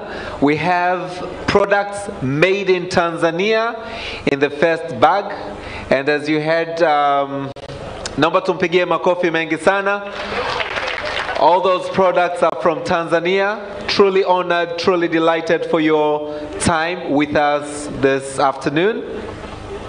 And then we also wish to present to you a leather bag, also made in Tanzania. As you heard from the presentation, that Tanzania is the second largest country in Africa with leather and leather products, animals, so we do leather from Tanzania. Naomba tupige makofi mengi sana. Pongezi. We hope on your next visit you will pack your stuff in that bag. We look forward. Asante sana. Tumemaliza kwenye tuzo. Naomba sasa, as you're still standing there, niwakaribishe meza kuu wote sasa kwa ajili ya picha ya pamoja. We'll go on to the group photos, and that will mark the end of this event. The first one will be by the high table, to be followed by ufunguzi rasmi wa maonesho ya kibiashara kimataifa Dar es Salaam maarufu kama Sabasaba, ambayo ufunguzi wake umefanyika rasmi hapa katika ukumbi wa Rashidi Mfaume Kawawa, ufunguzi ukifanywa na katibu mkuu wa Secretariat ya eneo huru la biashara barani Afrika wa Mkele Mene. ambaye hotuba yake ameitoa kwa lugha ya Kiingereza, lakini kikubwa alikuwa akiangazia umuhimu wa eneo huru la kibiashara barani Afrika. Kwa nini mkataba uliweza kusainiwa na mataifa 55 ya bara la Afrika, lengo ikiwa ni kuimarisha biashara baina ya mataifa ya Afrika, akirejea nyuma kutukumbusha kwamba nchi 55 za Afrika kwa pamoja zinachangia 3.1 tu ya pato la dunia, kulinganisha na nchi moja ya Singapore ambayo yenyewe inachangia zaidi ya 4 katika pato la dunia, na hivyo kutoa wito kwa nchi za bara la Afrika sasa kuweza kuungana na kukuza biashara baina ya mataifa haya mawili, baina ya mataifa ya bara la Afrika. Akiongelea umuhimu wa eneo hili huru la kibiashara barani Afrika, akatukumbusha kuwa 60% ya ardhi ya kilimo ya ulimwenguni pote inapatikana Afrika. Lakini cha ajabu, bara la Afrika linaagiza bidhaa za kilimo kutoka mabara mengine, ikiwa bara hili lina wakazi zaidi ya bilioni 1.3. Ili ni jambo ambalo linabidi kuangaliwa kwa upya zaidi, na ndio maana kuna kuwa na kuanzishwa kwa eneo hili huru la biashara barani Afrika, ili kuweza kuhakikisha kwamba mataifa ya Afrika yanaimarisha biashara baina ama miongoni mwa mataifa haya, kwa sababu mpaka sasa mataifa ya Afrika yanaagiza bidhaa nje sana, nchi za nje kuliko ndani ya bara la Afrika. Kwa hiyo eneo hili ama ukanda huru wa biashara wa Afrika utakuwa ni kichocheo cha uchumi barani Afrika, lakini pia ni kichocheo cha kuimarisha biashara, lakini na kuimarisha uwekezaji hasa katika eneo la viwanda, ambalo ndio eneo ambalo bara la Afrika bado liko chini kidogo, ambayo inasababisha bara la Afrika linashindwa kusimama vizuri ama kuhimili ushindani katika soko la dunia. Na zoezi la kupiga picha likiendelea kama tulivyoarifiwa na ya kwamba mgeni rasmi anatakiwa kuondoka mapema sana kuelekea airport kwa ajili ya safari. Kwa hiyo hata zoezi la utoaji wa zawadi limebidi lifupishwe, na zawadi zimetolewa kwa washindi wakuu ambaye ni Azania Benki, na washindi wengine watatu ambao ni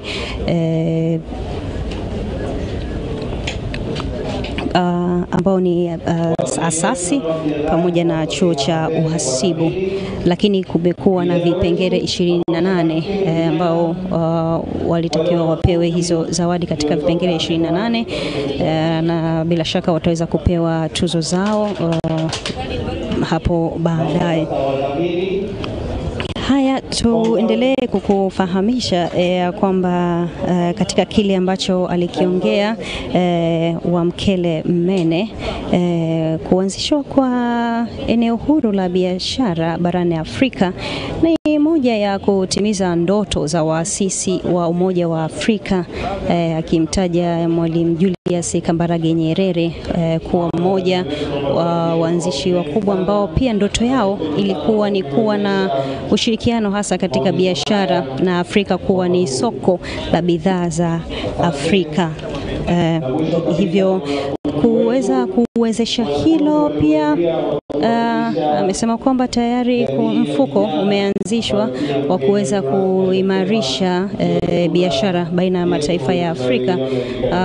Utakumbuka hivi karibuni mwezi Mei, makamu wa rais Dr. Philip Mpango alipokuwa akihudhuria mkutano wa dunia wa uchumi huko nchini Uswisi, moja ya vitu ambavyo aliviongelea ni umuhimu wa eneo hili huru la biashara barani Afrika, akisisitiza kuondolewa kwa vikwazo vya biashara, ikiwa ni pamoja na vikwazo vya kikodi baina ya mataifa ya Afrika ili kuimarisha biashara hizi za Afrika. Kwa hiyo kuweza kuwezesha hilo, upo mfuko maalumu wa kuimarisha biashara za Afrika, hasa kwa mataifa ambayo kutokana na kupunguza vikwazo hivyo vya kikodi inawezekana mapato yakapungua kwa eneo moja au jingine. Kwa hiyo kuna mkopo huu wa bilioni wa dola za Kimarekani bilioni 1 ambao utakuwa ukitolewa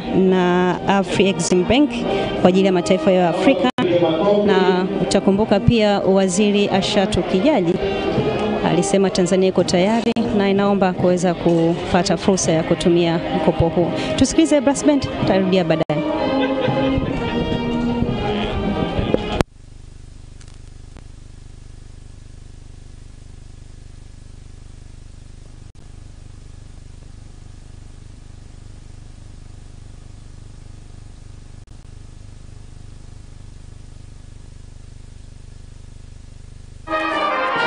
Naomba tusiondoke, kuna tangazo moja.